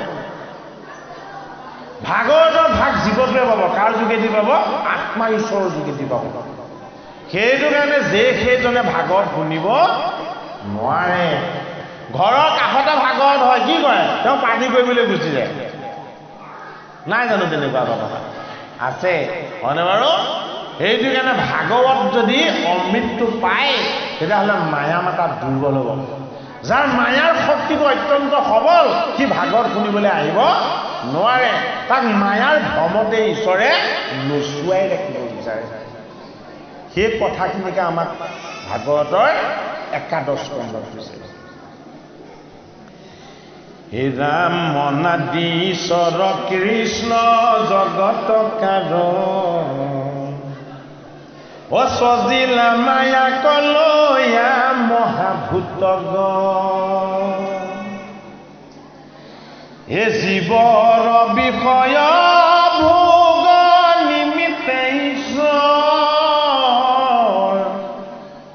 হে পঞ্চভূতে সজিলা বিবিধ কলেৱৰ হে মায়ায়ে উপাধি প্ৰাণী সজিয়ায়া শেষ তাতে অন্তৰ্যামী ৰূপে ভৈলন্ত প্ৰৱেশ বিভঞ্জিয়াই আপোনাক প্ৰভু নাৰায়ণ সজিলা ইন্দ্ৰিয় গণ বুদ্ধি প্ৰাণম ঈশ্বৰৰ আত্মিক সত্তাৰ পৰাই কি নিৰ্মাণ কৰা হৈছে আমাৰ ইন্দ্ৰিয়বিলাকক নিৰ্মাণ কৰিছে ঈশ্বৰে কি ইন্দ্ৰিয় নিৰ্মাণ কৰিছে 5টা কৰ্ম ইন্দ্ৰিয় 5টা জ্ঞান ইন্দ্ৰিয় এই 10টা ইন্দ্ৰিয়ক ঈশ্বৰে নিৰ্মাণ কৰিছে কি শক্তিয়ে নিৰ্মাণ কৰিছে তেওঁ আত্মাৰ শক্তিয়ে এই ইন্দ্ৰিয়বিলাকত আকৌ তেওঁ কি হৈছে বোলে মই অন্তৰ্যামী ঈশ্বৰ তাত প্ৰৱেশ হ'ম বোলে কেনেকে বোলে নাকৰ গন্ধ লোৱা শক্তি হ'ম চকুৰ দৃষ্টি শক্তি হ'ম কাণৰ শ্ৰৱণ শক্তি হ'ম জিভাৰ বাক শক্তি হ'ম হয়নে ভৰিৰ মই চলন শক্তি হ'ম হাতৰ কৰ্ম শক্তি হ'ম ছালৰ মই স্পৰ্শ শক্তি হ'ম এইবিলাক কোন হৈছে ভগৱন্ত প্ৰভু নিজে হৈছে আৰু ঈশ্বৰ আকৌ নিজে গোটেইখিনি ইন্দ্ৰিয় হোৱাৰ পাছতো কৈছে এই ইন্দ্ৰিয়বিলাকত মই যদিও প্ৰৱেশ হ'লো বোলে প্ৰত্যক্ষভাৱে মই তাত নাথাকো কিয় নাথাকো যে মোৰ মায়াই মোক স্পৰ্শ নকৰে মোৰ শক্তিটোহে তাত দি দিছো কিন্তু প্ৰত্যক্ষভাৱে মই তাত নাথাকো প্ৰত্যক্ষভাৱে মই এটা বস্তুত থাকিম বোলে কি যিটোত মই থাকিম সেইটো দুৰ্যোধনকে দিম যিটো বস্তুত প্ৰত্যক্ষভাৱে তেওঁ থাকে সেইটো বস্তু আকৌ দুৰ্যোধনক দিম বুলি কৈছে বোলে প্ৰত্যক্ষভাৱে ক'ত থাকিম মই তোমাৰ মনত থাকিম এইটো কাৰণে দুৰ্যোধনক নাৰায়ণী সেনা দিছিলে নে নাই হয়নে ঐ 10জন 10 ইন্দ্ৰিয় দেখা পোৱা সেনা ঈশ্বৰ কৃষ্ণৰে ঐ নেদেখা সৈন্যজন নাৰায়ণী সেনা তেওঁ মনটো এইটো কাৰণে দুৰ্যোধনক নাৰায়ণী সেনা দি কৈছে বোলে কি ঐ যিমান তোমাৰ ফালে থাকিব চবেই মোৰ ফালে চাই এটাই ভাবিব যে আমি ভুল কৰিলো কুৰুক্ষেত্ৰৰ যুদ্ধৰ কথাটো এই প্ৰসংগত আহিব কৌৰৱসকল হ'ল মায়াৰ প্ৰতীক পাণ্ডৱসকল হ'ল ভক্তিৰ প্ৰতীক হয়নে এই কৌৰৱৰ ফালে যিসকল থাকিব সেইসকলে যুদ্ধত প্ৰথম দেখা পাব কৃষ্ণক দেখাৰ লগে লগে কৃষ্ণৰ ৰূপত মোহিত হ'ব কৃষ্ণৰ চৰণত প্ৰণাম জনাব আৰু কৃষ্ণক ক'ব যে আমি ভুল কৰিলো কি ভুল কৰিলো বোলে তোমাৰ পক্ষত নাথাকিলো আমি জানো কৃষ্ণৰ পক্ষত আছো আমি কোনো কৃষ্ণ পক্ষত থাকিব নিবিচাৰো আমি কৌৰৱৰ পক্ষতে থাকিব বিচাৰো সদায় হয়নে বাৰু কৌৰৱৰ পক্ষত থাকিও কৃষ্ণ দৰ্শন কৰিব লাগিব কি বুলি কৰিব লাগিব যে যিটো পক্ষত আছো ভাল পক্ষত নাই যিখিনি কৰিছো শুদ্ধ হোৱা নাই চাগে হয়নে গতিকে হে হিকে তোমাৰ চৰণ সেৱাৰ পক্ষটোলৈ নিয়া চৰণ সেৱাৰ পক্ষটোত কেইজন আছে 5জন আছে 5জন পাণ্ডৱ আৰু কৃষ্ণৰ বা আঁতৰি কেইজন আছে 11জন আছে সেইটো কাৰণে পঞ্চভূত একাদশ ইন্দ্ৰিয় পঞ্চভূত আছে পাণ্ডৱৰ ফালে একাদশ ইন্দ্ৰিয় আছে কাৰ ফালে কৌৰৱৰ ফালে এতিয়া ভূতগণৰ শক্তিটো কি ভূতগণৰ শক্তিটো হ'ল ইন্দ্ৰিয় শক্তি সেইটো কাৰণে ইন্দ্ৰিয় শক্তিটো বেছি শক্তিশালী ভূতগণৰ শক্তিটো দুৰ্বল তেতিয়া কৃষ্ণই কৈছে হে ভূতগণ তোমালোকক মই শক্তি দিম তোমালোকৰ লগত মই পক্ষ হৈ থাকিম তোমালোকৰ লগত মই আত্মা হৈ থাকিম আৰু তোমালোকৰ মগত মই ঈশ্বৰ হৈ থাকিম সেইটো কাৰণে পাণ্ডৱৰ চালিকা শক্তি হ'ল কোন কৃষ্ণ এফালে ঈশ্বৰ সিফালে মায়া দুটা পক্ষতে ঈশ্বৰৰ মহিমা আছে কিন্তু আমি কোনটো পক্ষৰ বস্তুখিনিক আদৰি ল'ম সেই কথাটো মায়া মাতা আৰু ভক্তি মাতা তত্ত্বৰ যোগেদি আমাক ভাগৱতৰ 11 স্কন্ধত দেখুৱাইছে এ ধৰে মহামোহে আদি হুৱে জ্ঞান শূন্য এ সকামে অনেক কৰ্ম কৰে পাপ পুণ্য এ সেই কৰ্ম ফল ভুঞ্জি ভ্ৰমে সংসাৰত নাহি অন্ত জীৱৰ যাতনা দুখ যত মিছা মায়া ময়তে পজৈ মৰৈ জীৱ এহি লীলায়াতে প্ৰীতি এহুত সদাকিব যেতে সৃষ্টি থাকৈ মহা নিমিলয় প্ৰণয় জনম মৰণ তাৱে নেৰাই মৃত্যু ভয় পশু পক্ষী বৃক্ষ কীট পতংগ জুনি উপজি যাতনায়াতি ভুঁজে বিপৰীত কালৰ ৰূপী কৃষ্ণ যিটো জগত আধাৰ কৰন্ত লীলায়ে পাছে সৃষ্টিক সংহাৰ মায়া ৰজতে কাৰ্য কাৰণ সমস্ত দুনায়ানি মায়াতে অনন্ত সমবেৱন্ত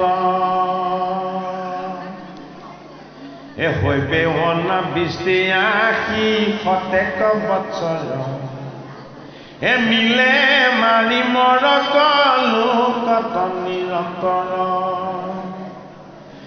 তলৈক কৰে তাপ পচন্দ আদিত অনন্ত মুখৰ বিপৰীত পাতালৰ পৰা দহি আশে ওপৰ লগত সহায় বায়ু বহে সমন্ত অগণিৰ শিখায়ে দহৱে আখৰি পাছে মেঘে কৰে বৃষ্টি শতেক বৰি পৰে জলধাৰা হস্তি পুনৰ প্ৰমাণ প্ৰলয়ৰ জলে কৰে জগত নিজান নথাকয় পানী আউৰ ব্ৰহ্মাণ্ড ভিতৰে কৃষ্ণৰ কথাকে নষ্ট হোৱে চৰাচৰে স্থূল দেহ ভগ্ন ভৈলে যত জীৱ ৰাখি পুনৰপি প্ৰকৃতিত লীন হৈ আহি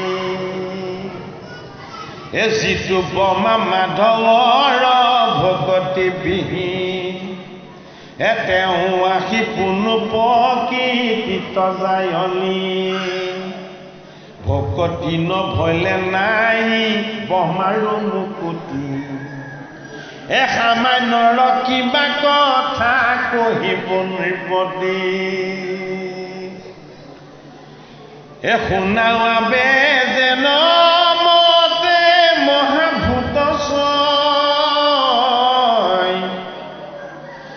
অন্য অন্য গয়া কাৰণত হুৱে লয় পৃথিৱীৰ জলত পহয় সলিল তেজ বায়ু তপ বেশ জ্যোতি বায়ু আকাশ পহে অহংকাৰত আকাশ গয়া পাছে মন প্ৰাণ ইন্দ্ৰিয় দেৱতা যত আছে অহংকাৰে লীন হয় মহাপঞ্চতত্ব প্ৰকৃতিত পহে পাছে আপুনি মহত কহিলি নৃপতি পলয়ৰ যেন ক্ৰম এহিটো কৃষ্ণৰ মায়া পৰম দুৰ্গম ব্ৰহ্মাদি কৰি কীট পতংগ পৰ্যন্ত মায়ায়ে সবাৰো কৰে সৃষ্টি স্থিতি অন্ত কোটি কোটি কল্পনৰে উপজে মায়া হেন জানি নাহি কৈ মায়া ৰঙে ৰাইহা যতে ক জগত দেখা মায়াৰ নিৰ্মাণ চিনাইলো মায়াক ৰাজা দেখ বিদ্যমান মায়াক শুনিয়া নিমিয়াতি ভৈলা তম্ভিয়া বাচন্ত মনে মিলিলাম বিস্ময়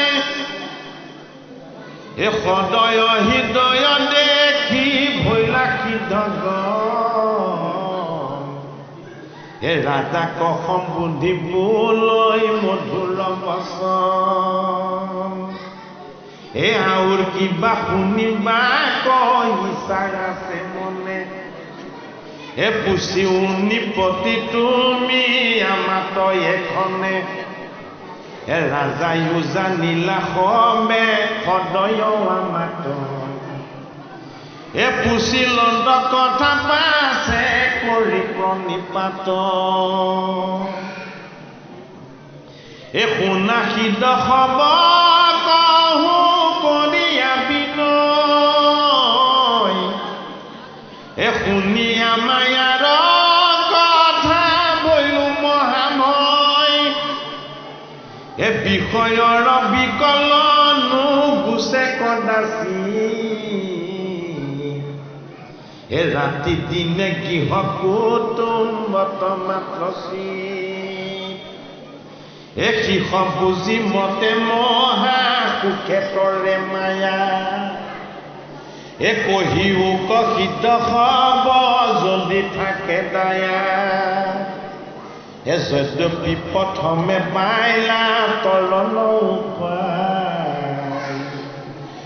তথাপি পুচন্ত পুনু পুনু নিমিলাই আন বা উপায় আছে মায়া ৰতাৰ তাক জানিবাক লাগি সুধন্ত সিদ্ধ শুনি সিধে অনেক মনত গুণি চাইল ভকতি বিনায় অন্য উপায় নপাইল নিমি ৰজাই সিদ্ধজনক 3 নম্বৰ বস্তুটো সুধিলে যে হৰিৰ মায়া কি এইবাৰ নিমি ৰজাই নৱসিদ্ধক 4 নম্বৰ প্ৰশ্নটো সুধিছে যে তোমালোকে মোক আগতে ক'লা হৰিৰ মায়া কাৰণ কৰিবৰ কাৰণে যিটো উপায় সেইটোৱে হ'ল ঐকান্তিক সুখ সেইটোৱে হ'ল মহাভাগৱত ধৰ্ম কিন্তু তথাপিতো এই সিদ্ধগণ তোমালোকৰ এই অমৃতময় বাণী শুনি মোৰ মন প্ৰাণ হৃদয় সকলোবিলাক সাত কৰি দিছে তাৰ নিমিত্তে মই আকৌ তোমালোকক সুধিছোঁ যে এই মায়ালে বৰ ভয় লাগিছে হয়নে বাৰু মায়ালে ভয় লাগিছে বুলি নিমিয়ে কোৱাৰ অৰ্থটো কি তাৰমানে আমাৰ মনত থকা ভয়টোৱে হ'ল মায়া আমাৰ মনত কি কি কি ভয় আছে প্ৰথমটো মৃত্যু ভয় হয়নে বিদ্যুৎ প্ৰবাহ হৈ থকা ঠাইত যদি চুই দিবলৈ হয় তেওঁক আৰু জমে মাতিব নালাগে নিজে নিজে গুচি যাব হয়নে নহয় কিছুমানে আকৌ ৰছী লৈ ক'ৰবাত ওলমিবও বিচাৰে হয়নে বাৰু এইবিলাকক কি বুলি কয় এইবিলাকক আত্মঘাত বুলি কয় নিজে কাৰেণ্টত চুই দিয়া নেখাব লগা এটা খাই দিয়া হয়নে বা কিবা এটা লৈ ওলমি দিয়া এইবিলাকক আত্মঘাত বুলি কয় হয় নহয় বাৰু ভাগৱতে সেইটো আত্মঘাত বুলি নাই কোৱা ভাগৱতে সেইটো আওমৰণ বুলিহে কৈছে মৃত্যুৰ সেইটো ৰাস্তা নহয় সেইটো বিপৰীত ৰাস্তা সেইটো কাৰণে আওমৰণ হয়নে ভাগৱতে সেইটোক আত্মঘাত বুলি কোৱা নাই ভাগৱতে তেতিয়াহ'লে আত্মঘাত বুলি কাক কৈছে সেইটো আমি জানিব লাগিব যি হৰিক স্মৰণ কৰা নাই, যি ঈশ্বৰৰ গুণ কীৰ্তন শুনা নাই, যি ভগৱন্তৰ নাম এদিনো লোৱা নাই, সেইজন আত্মঘাতী। আচল প্ৰকৃত আত্মঘাতী সেইজনে। আত্মঘাত মানে কি? আত্মাটোক কষ্ট দিয়া, হয় নহয়? আত্মাৰ বিষয়ে নজনাকে মৃত্যু হোৱাটো আত্মঘাত। আত্মাৰ বিষয়ে ক'ত জনাইছে? আত্মাৰ বিষয়ে জনাইছে ভাগৱতত। কাক জনাইছে? পৰীক্ষিতক জনাইছে। কোনে জনাইছে? শুকদেৱে জনাইছে। আত্মাৰ বিষয়ে ভাগৱতক জনাইছে কোনে? 28 সহস্ৰ ঋষিক জনাইছে। কোনে জনাইছে? শুকমুনিৰ শিষ্য উগ্ৰসভা সুতে নৈমিক ক্ষেত্ৰত 28 সহস্ৰ ঋষিক শুনাইছে। আত্মাৰ বিষয়ে বিদুৰক শুনাইছে কোনে? মৈত্ৰেয় ঋষিয়ে। ক'ত? মৈত্ৰেয়ৰ আশ্ৰম, হয়নে? আত্মাৰ বিষয়ে আমাৰ যদি কোনো ধাৰণা জ্ঞান একো নাই, তেতিয়াহ'লে আমি আত্মঘাতী হলো। আত্মঘাতী জীৱবিলাকৰ কি? কেতিয়াও কল্যাণ নহয়। কীট পতংগ ইতৰ পানীৰ টিম তৰু লতিকা 84 লক্ষ জুনিত জন্ম লৈ লৈ সি দুখ কষ্টই গুঞ্জি থাকিব লাগিব। কেতিয়ালৈকে দুখ কষ্ট গুঞ্জি থাকিব লাগিব? এই মায়াৰ তত্ত্বটো যে ক'লে যে মহা হৰিয়ে যেতিয়ালৈকে ৰুদ্ৰ ৰূপ লৈ গোটেই জগত ব্ৰহ্মাণ্ড জ্বলাই গোটেই ব্ৰহ্মাণ্ডখনক যেতিয়া তেওঁ কাল ৰূপেৰে শেষ কৰি নিদিব, তেতিয়ালৈকে বিভিন্ন জুনিত সি জন্ম লৈ লৈ দুখ কষ্ট ভোগ কৰি থাকিব লাগিব। এই জন্ম লৈ আয়াজাত চক্ৰলৈ আহি থাকিব লাগিব। যান্ত্ৰণা ভোগ কৰি কৰি জীয়াটো বঞ্জি থাকিব লাগিব। এই বাৰে বাৰে জন্ম লৈ থকা এই ব্যৱস্থাটোক কোৱা হ'ল আত্মঘাত।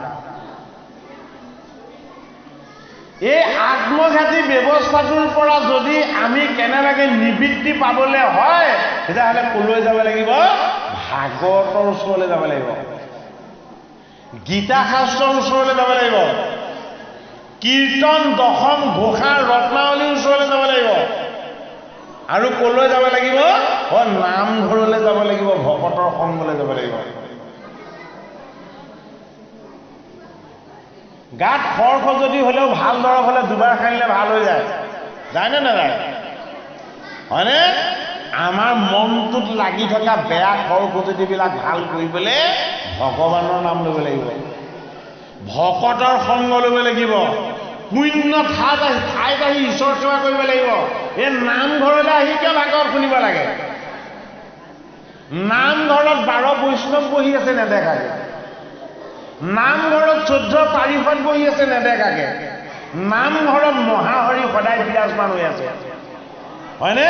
সেইটো কাৰণে আমি ৰাস্তাৰেদি যাওঁতেও নামঘৰটোলৈ নমস্কাৰ কৰি থৈ যাওঁ। কিয়? আমাৰ আত্মবিশ্বাস, আমাৰ প্ৰত্যেকৰে সুদৃঢ় বিশ্বাস বোলে কি নামঘৰত আমাৰ ঈশ্বৰ আছে, হয়নে বাৰু? গতিকে য'ত ভগৱান আছে তাত আহি বহি সেই ভগৱানৰ কথা শুনিব লাগিব। এতিয়া কি হ'ব? আমাৰ ভিতৰত থকা সঞ্চিত যিবিলাক পাপ আছিলে ঈশ্বৰৰ পুণ্য বায়ুৰ দ্বাৰা সেই পাপবিলাক ভস্ম হৈ যাব। সেইটো কাৰণে ভাগৱত গীতা নামঘৰত বহি একেলগে শ্ৰৱণ কীৰ্তন কৰিব লাগিব। তেতিয়া কি হয়? তেতিয়া শক্তিটো সবল হয়। আত্মাৰ শক্তিটো আত্মাৰ যোগেদিহে বাঢ়িব। যে এইটো গধুৰ বোজা নহয় যে আমি বাহুৰ বলেৰে দাঙি দিম, হয়নে বাৰু? যিমান জন সমাৱেশ হ'ব, যিমান জন সমুদ্ৰ হ'ব, সিমানে আত্মাৰ শক্তিটো বাঢ়িব।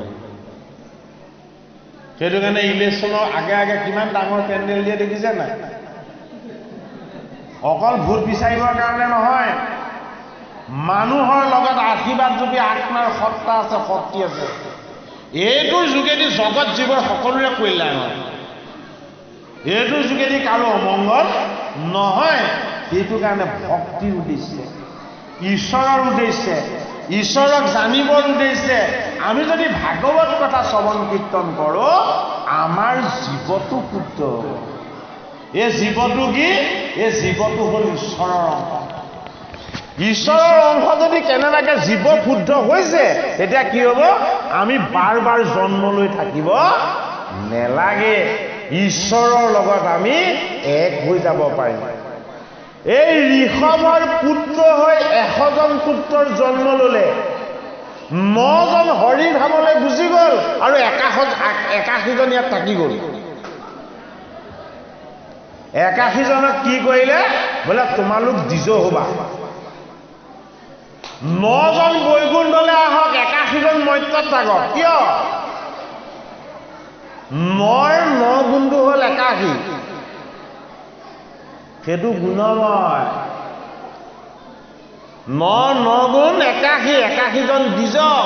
দ্বিজসকলে গুণময় ভক্তি প্ৰৱৰ্তালে। গুণময় ভক্তি প্ৰৱৰ্তন কৰিলে কি হ'ব? জীৱবিলাক জন্ম মৃত্যুৰ চক্ৰলৈ আহি থাকিব লাগিব। যদি জীৱ জগতলৈ নাহে জগত খালী হৈ যাব, হয়নে? জগতলৈ মায়াময় মোহময় জীৱবিলাক আনিবলৈ ঋষভ ঈশ্বৰে নিজে তেওঁ 81জন পুত্ৰক দ্বিজ নিৰ্মাণ কৰিলে। বোলে তাৰে ভাল ভাল জীৱবিলাকক বৈকুণ্ঠলৈ আনিব লাগিব, জন্ম মৃত্যুৰ আয়াজাৰ চক্ৰৰ পৰা ছেদ কৰি আনিব লাগিব। সেইটো কাৰণে 9জন সিদ্ধ বনাইছে। এই 9জন সিদ্ধৰ যদি কেনেবাকৈ চৰণ সেৱা কৰিবলৈ পায় সেই জীৱ আৰু জন্ম মৃত্যুৰ চক্ৰলৈ আহিব নেলাগে। সেইটো কাৰণে কথাখিনি একাদশ স্কন্ধত দিছেগৈ, পৰীক্ষিতৰ প্ৰয়াণৰ সময়ত দিছেগৈ। পৰীক্ষিতে যাতে নিজক চিনি পায়, গুৰুক চিনি পায়, ভগৱন্তক চিনি পায় আৰু লগতে জগতক চিনি পায়। এইকেইটা বস্তুক চিনি পালেহে জীৱ উদ্ধাৰ হ'ব। সেইটো কাৰণে হৰিৰ মায়াটো কি? হৰিৰ মায়াটো এই জগতখন চলি থকা শক্তিটো। হৰিৰ মায়াটো আমাৰ ক্ষুধা তৃষ্ণা ভয় এইবিলাক। হৰিৰ মায়াটো আমাৰ অজ্ঞান আৰু অবিদ্যা, হয়নে বাৰু? এতিয়া হৰিৰ মায়াৰ পৰা উদ্ধাৰ হোৱাৰ উপায়টো কি ক'ব এতিয়া? ভাগৱতৰ একাদশ স্কন্ধত মায়াৰ বিষয়ে ক'ব। আৰু মায়াৰ সংজ্ঞা কি বুলি দিছে? বস্তুক আশ্ৰয় যেন অবস্তুৱে আৱৰি, হয়নে? ইহেতু শৰীৰ মায়া যাবা নিষ্ট কৰি। বস্তুটোক অবস্তুৱে আৱৰি আছে। বস্তুটো কি? আমাৰ আত্মা ঈশ্বৰ। অবস্তুটো কি? আমাৰ পঞ্চভূত, 10 ইন্দ্ৰিয়, একাদশ মন চিত বুদ্ধি অহংকাৰ, এইবিলাক হ'ল অবস্তু। এই অবস্তুবিলাকে আৱৰি আছে কাক? আত্মা ঈশ্বৰক, আচল বস্তুটো। সেইটো কাৰণে আমি কি দেখো? ভাল দেখো, বেয়া দেখো, ওখ দেখো, চাপৰ দেখো, হয়নে? বগা দেখো, ক'লা দেখো। এইবিলাক অবস্তু। বস্তুটো কি? শ্যাম সুন্দৰ। শ্যাম সুন্দৰ গুণ কৃষ্ণ। সেইটো কাৰণে কৃষ্ণ বস্তু। আচল বস্তুটো কি? কৃষ্ণ বস্তু। বোলে কি? সেইটো বস্তুৰ শক্তিয়েহে আমি কথা কওঁ। কৃষ্ণ বস্তুৰ বাহিৰে বাকী মন প্ৰাণ চিত বুদ্ধি মন এইবিলাক কি? এইবিলাক অবস্তু। এই কৃষ্ণ বস্তুটোকে আৱৰি আছে কি হে? এই মায়াৰূপী অবস্তুবিলাকে। সেইটো কাৰণে অবস্তুৰ সুখ আৰু ভোগৰ কাৰণে শুদ্ধ জীৱই কেতিয়াও চিন্তা নকৰে। বস্তুৰূপী কৃষ্ণৰ প্ৰীতি সাধনৰ কাৰণে ভকত বৈষ্ণৱে আচল জীৱন দিয়ে। সেইটো কাৰণে ভক্তি আমি বিনা সত্য আমাৰ স্বভাৱসুলভ আচৰণ কৰি, আমাৰ চৰিত্ৰ কৰি, আমাৰ কায় বাক্য মন সকলো হৰিময় হৈ যাবৰ কাৰণে আমি একান্তভাৱে হৰি ভক্তি কৰিব লাগে। বাধ্যবাধকতা নাই। নকৰিলেও কোনেও কাকো জোৰ কৰিব নোৱাৰে। কিন্তু যাৰ অভ্যাস হৈ যায়, যাৰ স্বভাৱ হৈ যায়, যাৰ চৰিত্ৰ হৈ যায়, হয়নে? সেইটোকে কোৱা হৈছে কৃষ্ণৰ চৰিত্ৰ। কৃষ্ণৰ চৰিত্ৰ পৰম অমৃত। কৃষ্ণৰ চৰিত্ৰটো কৃষ্ণতকৈ বেলেগ বস্তু। কৃষ্ণ হ'ল বস্তু, কৃষ্ণৰ চৰিত্ৰ হ'ল কৃষ্ণ বস্তুৰ এটা তত্ত্ব। কৃষ্ণ বস্তু বুলি কিয় কোৱা হৈছে যে তেওঁ হ'ল আত্মা, আত্মাইহে আচল বস্তু। যিটো কোনোদিন বিনাশ নহয় সেইটোহে বস্তু। যিবিলাক বস্তুৰ বিনাশ হয় সেইবিলাক অবস্তু। সেইটো কাৰণে কৃষ্ণ কি? কৃষ্ণ হ'ল চৈতন্য বস্তু। কৃষ্ণই সকলোকে চৈতন্য কৰি ৰাখে। সেইটো কাৰণে আমি বস্তু বা ঈশ্বৰৰ তত্ত্বটো, বস্তু বুলি ক'লে আচলতে বস্তুটো বুজিবলৈ অলপ অসুবিধা হয়, ঈশ্বৰৰ তত্ত্বটো বুলি ক'লে বুজিবলৈ অলপ সুবিধা হয়। গতিকে আমাৰ পঞ্চভূতৰ দেহ, মন, বুদ্ধি, অহংকাৰ, একাদশ ইন্দ্ৰিয় এইবিলাক হ'ল হৰি মায়া। এই হৰিৰ মায়াটোকে ধৰি আছে কোনে? আত্মা ঈশ্বৰে। কোনে দেখে? ভকতে দেখে, অভকতে নেদেখে। কোনে দেখে? ভগৱন্তৰ পাৰিষদে দেখে, অভকতে নেদেখে। তাৰ প্ৰমাণ কৃষ্ণক চাম বুলি দ্বাৰকা নগৰলৈ দেৱঋষি নাৰদ গৈছিলে। কীৰ্তন শাস্ত্ৰত সেইটো কি বুলি দিছে? নাৰদৰ কৃষ্ণ দৰ্শন বুলি দিছে গুৰুজনে। নাৰদৰ কৃষ্ণ দৰ্শন, বেলেগৰ দৰ্শন নহয়। কিন্তু কাৰ দৰ্শন হৈছে? নাৰদৰহে কৃষ্ণ দৰ্শন হৈছে। নাৰদৰ কৃষ্ণ দৰ্শন বুলি কিয় দিছে? বোলে কৃষ্ণক এজনেহে দেখা পাইছিলে গোকুলত, বাকী কোনেও আচলতে কৃষ্ণক দেখা পোৱা নাছিলে। বাকী যিসকলে কৃষ্ণক দেখিলো বুলি ভাবিছিলে সেইটো কৃষ্ণৰ মায়া আছিলে। আচল শুদ্ধ কৃষ্ণৰ তত্ত্বটো দেখা পাইছিলে কেৱল এজনে, আৰু সেইজন হ'ল বৈকুণ্ঠৰ পাৰিষদ। সেইজনৰ নামটোৱে আছিলে কি? নাৰদ। কিয় নাৰদে দেখা পাইছিলে? নাৰদ বৈকুণ্ঠৰ পাৰিষদ আছিলে। নাৰদ আগৰ জন্মত দাসীৰ পুত্ৰ হৈ জন্ম লৈছিলে। নাৰদে আগৰ জন্মত ভকতৰ মুখে ভগৱন্তৰ নাম শ্ৰৱণ কীৰ্তন কৰিছিলে, হয়নে? নাৰদে তপোময় সাধনা কৰি ঈশ্বৰৰ লগত এক হৈছিলে। তাৰ পাছত নাৰদ ব্ৰহ্মাৰ মানস পুত্ৰ হৈ জন্ম হৈছিলে। কেইবাটাও জনমৰ সঞ্চিত পুণ্য থকাৰ কাৰণে দাপৰ যুগত যেতিয়া মহাহৰিয়ে কৃষ্ণ ৰূপত যেতিয়া অৱতাৰ ললে যে মোৰ প্ৰাণৰ ঈশ্বৰজনক এইবাৰ মই গোকুল ধামত গৈ দৰ্শন কৰিম। কেনেকে দৰ্শন কৰিলে? সকলোতে কৃষ্ণকে দেখা পালে, হয়নে নহয়?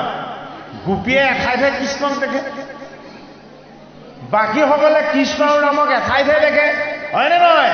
নাৰদে কৃষ্ণক গোকুল নামৰ ৩ তৰু লতিকা বিৰি পকী গাই গো বৎস সমস্ত বিলাকত কৃষ্ণ ইখন ইখন হাঁহি থকা দেখিলে। আৰু শেষত চকু মুদি স্তুতি কৰি কৈছে, হে কৃষ্ণ, তোমাক চাবলৈ আহিছিল।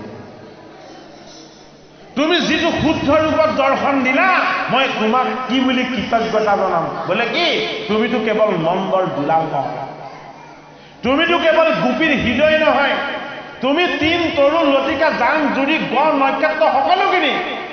আৰু সেইটো কাৰণে সেউজীয়া গছৰ পাতত মই তোমাক দেখিছো, বিৰিখৰ ডালত মই তোমাক দেখিছো, গোবৎস প্ৰত্যেকৰে মাজত মই তোমাকেই দেখিছো, যমুনা হৈ বৈ থকা তুমিয়েই দেখিলো, আৰু যমুনাৰ পাৰত থকা যিমান পক্ষী আছে সকলোবিলাক মই তোমাকেই দেখিলো। তোমাৰ আচল শুদ্ধ ৰূপ তুমি মোক দেখা দিলা।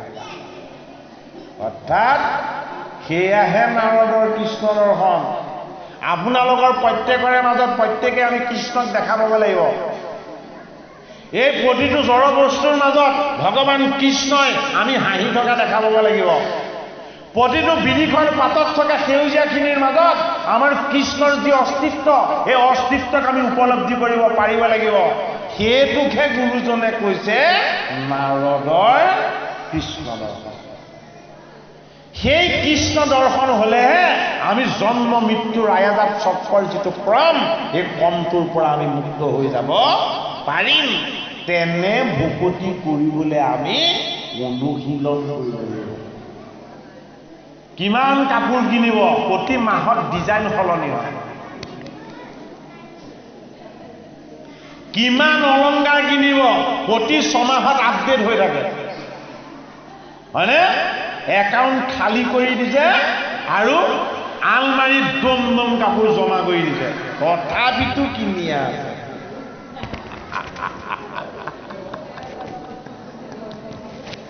হয়নে বাৰু? কিনিয়ে থাকিব লাগিব, জমায়ে থাকিব লাগিব। কিয়? আমি অবস্তুত লাগিলো।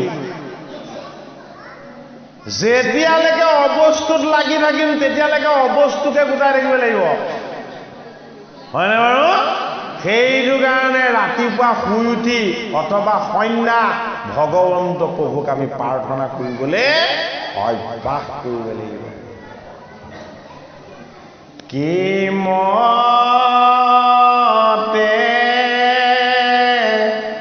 ভকতি কৰিম তোমাক হৰি,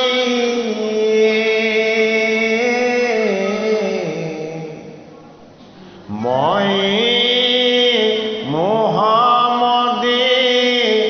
নাজানো তাৰ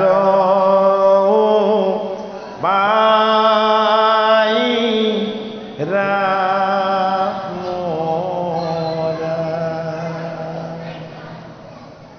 প্ৰথম ক'ব লাগিব তেওঁ, প্ৰভু মোতকে মহাপাপী অধৰ্মী আৰু অজ্ঞানী কোন আছে?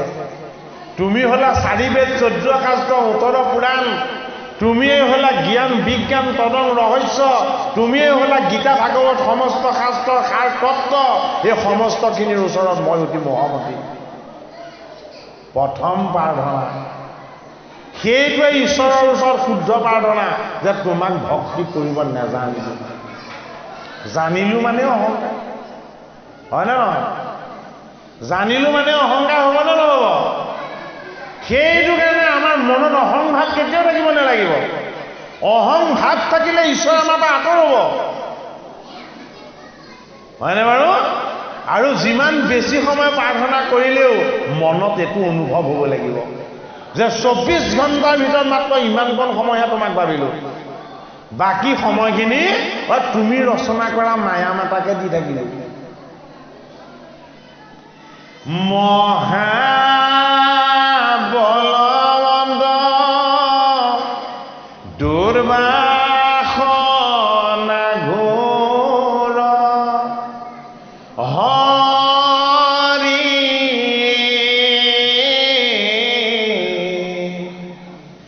আমাৰ মনক তেজিয়া দূৰ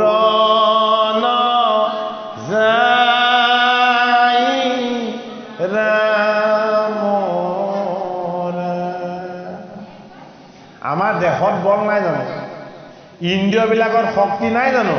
আছে, মানে এইবিলাক মায়া শক্তি অধিকে বলৱান। ভাগৱত শুনি আছিলে, ল'ৰাটোলে মনত পৰিলে দৌৰ মাৰিলে ঘৰলৈ। মায়া শক্তিটো কম নহয়। 7 দিনৰ পৰা ভাবি থাকিলে যে নামঘৰত ভাগৱত হ'ব, সেইদিনাখন ভাগৱতলৈকে যাম, কিন্তু ভাগৱত হোৱাৰ দিনা ৰাতিপুৱা সিদ্ধান্ত সলনি কৰিলে। বোলে কেলে? নাই নাই, বিয়া খাবলৈহে যাব লাগিব, ভাগৱত আকৌ পাব।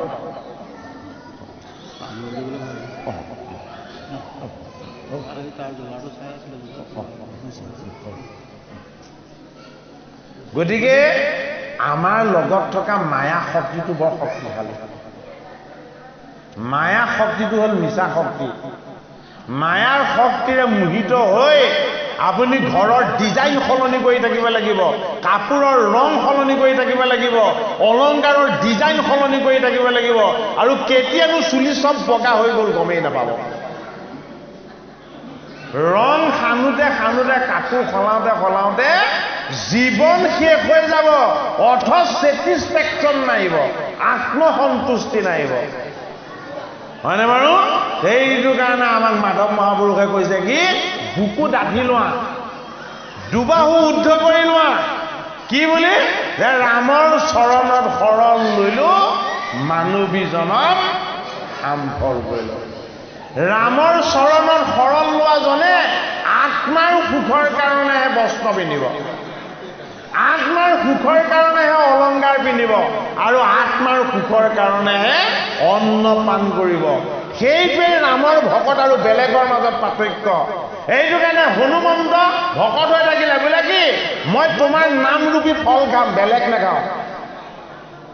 সেইটো কাৰণে হনুমন্ত কি বান্দৰ হৈও ভকত, কেৱল ৰাম নামে পান কৰিলে। আৰু এজন ভকত কি জাম্বৱন্ত বোলে কি বোলে মই চব খাম কিন্তু নাম কেৱল তোমাৰ নাম। ভালুকে চব নাখায় জানো? খোৱাটো চব খালে, নাম কিন্তু অকল ৰামৰ ললে। মই তোমাৰ চৰণতে যি শৰণ ললো, মই কাকো চিন্তা নকৰো, হয়নে বাৰু? থকাটো ক'ত থাকিম বোলে মই ভাল ঠাইত নাথাকো, মই লেতেৰা ঠাইত থাকিম, মই গাঁতত সোমাই থাকিম। ভালুক গাঁতত থাকিম, হয়নে? থাকিম গাঁতত, ৰোগ ব্যাধি অপায় অমংগল মোৰ একো হ'ব নোৱাৰিব। বোলে কিয়? মই তোমাৰ নাম লৈ থাকিম। আৰু এজনৰ কি এজনৰ বিচাৰ বিবেক বুদ্ধি আছে কিন্তু সংবিলাক ভাল নহয়। এজন ককায়েকে পাক কৰিবলৈ ভয় নকৰে, তেওঁ পাক কৰি কৰি কলেবৰ ডাঙৰ কৰি শুই থাকে, সেইজন কুম্ভকৰ্ণ। এজন ভাতৃয়ে আনৰ ভাৰ্যাহৰণ কৰিবলৈ ভয় নকৰে, তেওঁ ইমানেই কামাটো, হয়নে? সেইজনৰ নাম হ'ল ৰাৱণ। আৰু এটাইতকে কনিষ্ঠজন কি যে তোমালোকে যি কৰিছা ভুল কৰিছা। তুমি যদি বেছিকে খোৱা বেলেগে খাবলৈ নাপাব, তুমি যদি বেছিকে বিষয় বাসনা ভোগ কৰা তেতিয়াহ'লে গোটেই ৰাক্ষস কুলটো ধ্বংস হ'ব। কি কৰিলে? বিভীষণৰ কথা নেমানিলে, কোৰ মাৰি বাহিৰ কৰি দিলে।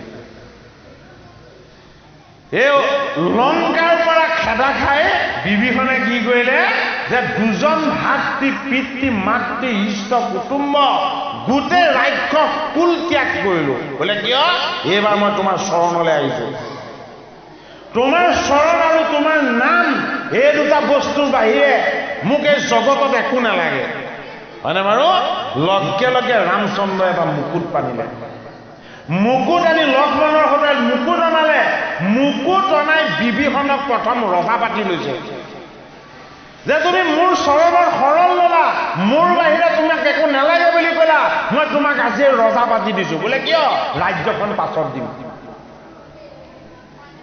ৰামত শৰণ ললেহে পৰমাত্মাই আমাক ৰজা পাতি দিব। ৰামত যদি শৰণ লওঁ তেতিয়াহ'লে ভোগ বিষয় বন্ধন দুখ কষ্ট এইবিলাকৰ পৰা নিবৃত্তি হ'ব। নৱম স্কন্ধ মায়া দূৰ কৰাৰ যি উপায়, এই উপায় হ'ল কি? সাধু সংগ, ভাগৱত গীতা শাস্ত্ৰ, শৰণ ভজন আৰু সাধু সংগতিৰ লগত ঈশ্বৰৰ গুণ কথাৰ চৰ্চা। ইয়াৰ যোগেদিহে আমাৰ এই জড় জীৱনৰ জড় যিবিলাক বিষয় বন্ধন আৰু মায়া আছে, এই মায়া শক্তিবিলাক দুৰ্বল হ'ব। সেইটো কাৰণে আজি মালগাঁৱৰ ৰাইজে বাৰ্ষিক ভাগৱত পাঠ বিশ্লেষণৰ অনুষ্ঠানভাগ প্ৰত্যেক বছৰে পাতি আহিছে আৰু এই বছৰো সেই কমটো তদ্ৰূপ তেখেতসকলে অনুশীলন কৰিছে। ইয়াৰ যোগেদি ধন ধান ঐশ্বৰ্য বিভূতিৰ লাভ আমি গণ্য কৰি চাব নাপায়। ইয়াৰ পৰা ঈশ্বৰৰ আশীৰ্বাদ যি লাভ হ'ব এইখিনিক কিন্তু একোৱে পৰিমাপ কৰিব পৰা নেযাব। সেই আত্মবিশ্বাস আমাৰ থাকিব লাগিব। কৃপালু বাপৰ সামৰণি দিবলৈ যাবলৈ কৈছে, গতিকে অকণমান পাঠ কৰি সামৰণি ফালে যাব বিচাৰোঁ। আইসকলৰ মনত আগ্ৰহ নিগ্ৰহ বহুত আছিলে, যদি ভাগত আৰু শুনিবলৈ মন আছে তেতিয়াহ'লে কাইলৈ গহপুৰলৈ ওলাব।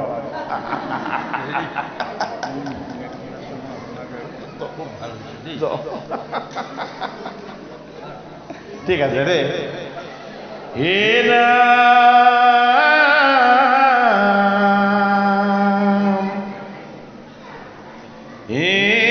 বমাই আদি কৰি কীট পতংগ পৰ্যন্ত হে মায়াই সমাৰো কৰা হে সৃষ্টি স্থিতি অন্ত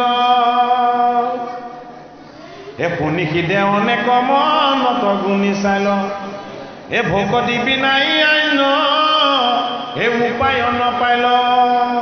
অৰ্থাৎ মায়া দূৰ কৰিবৰ কাৰণে ভক্তি বাহিৰে আৰু বেলেগ উপায় শুদ্ধ কথা ভাবি নাপালে।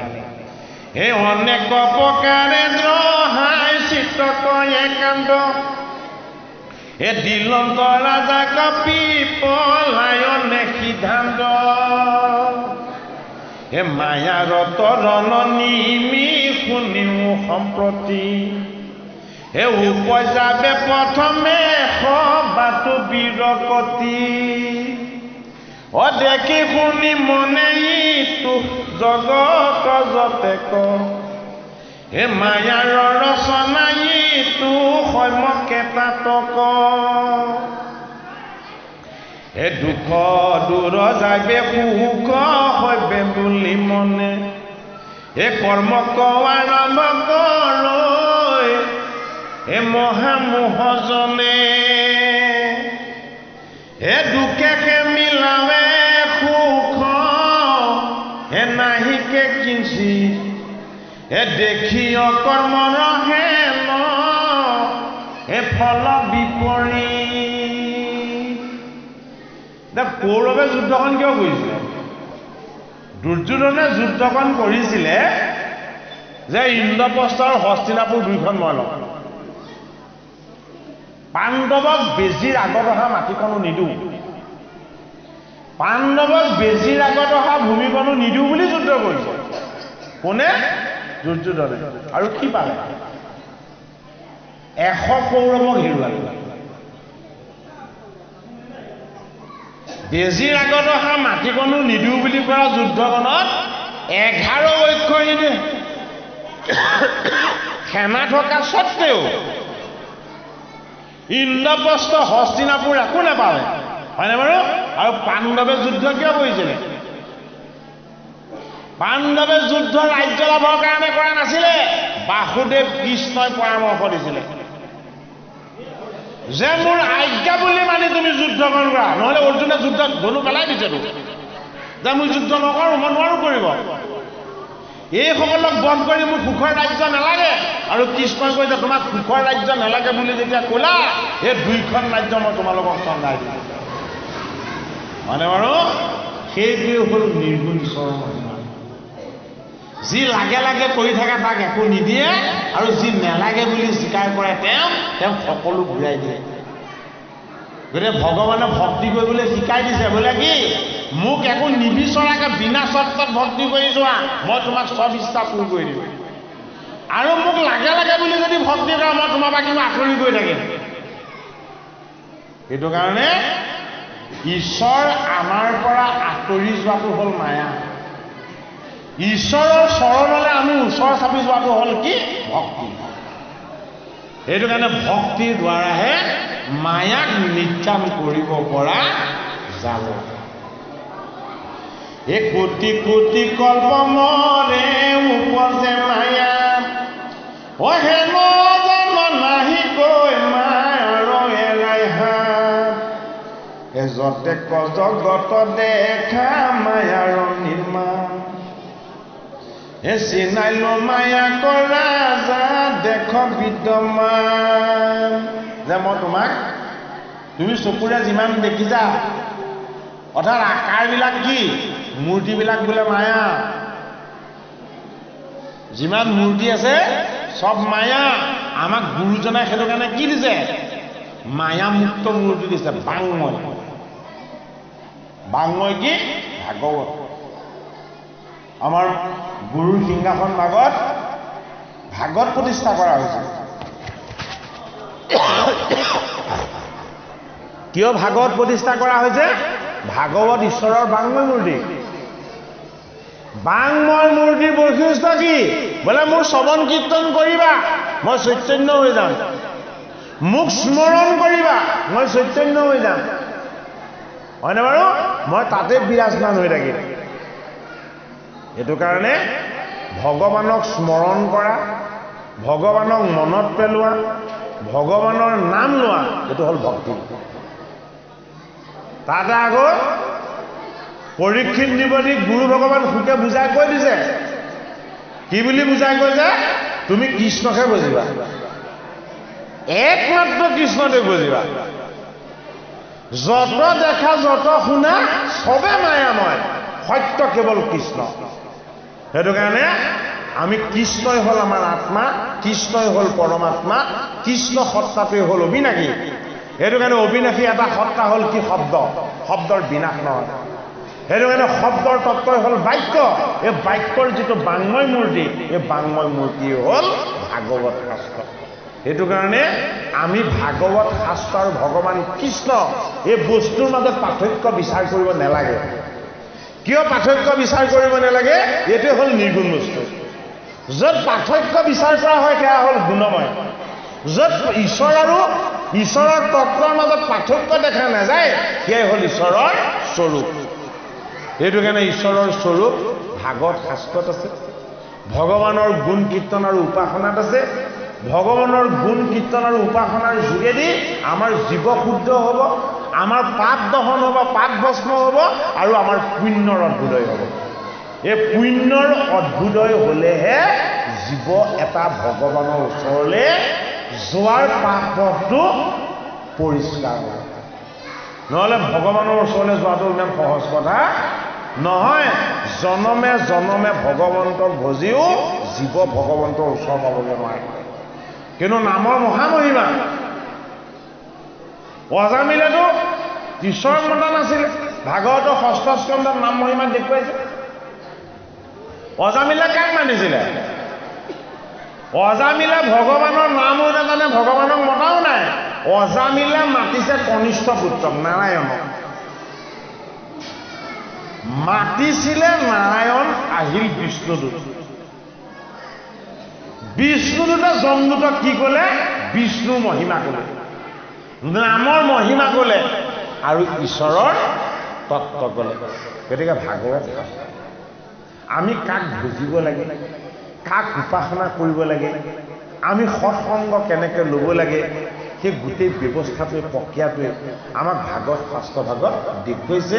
গতিকে আপোনালোকে যিসকলৰ শৰণ ভজন ল'বৰ সময় হৈছে বুলি ভাবিছে সেইসকলে শৰণ ভজন লৈ এই গুৰু ধৰ্মটো শুদ্ধকৈ প্ৰতিপালন কৰিবলৈ আপোনাক সবে যত্ন কৰক বুলি আমি উপদেশ দিয়া নাই, আমি আপোনালোকক সেৱাহে জনাইছোঁ।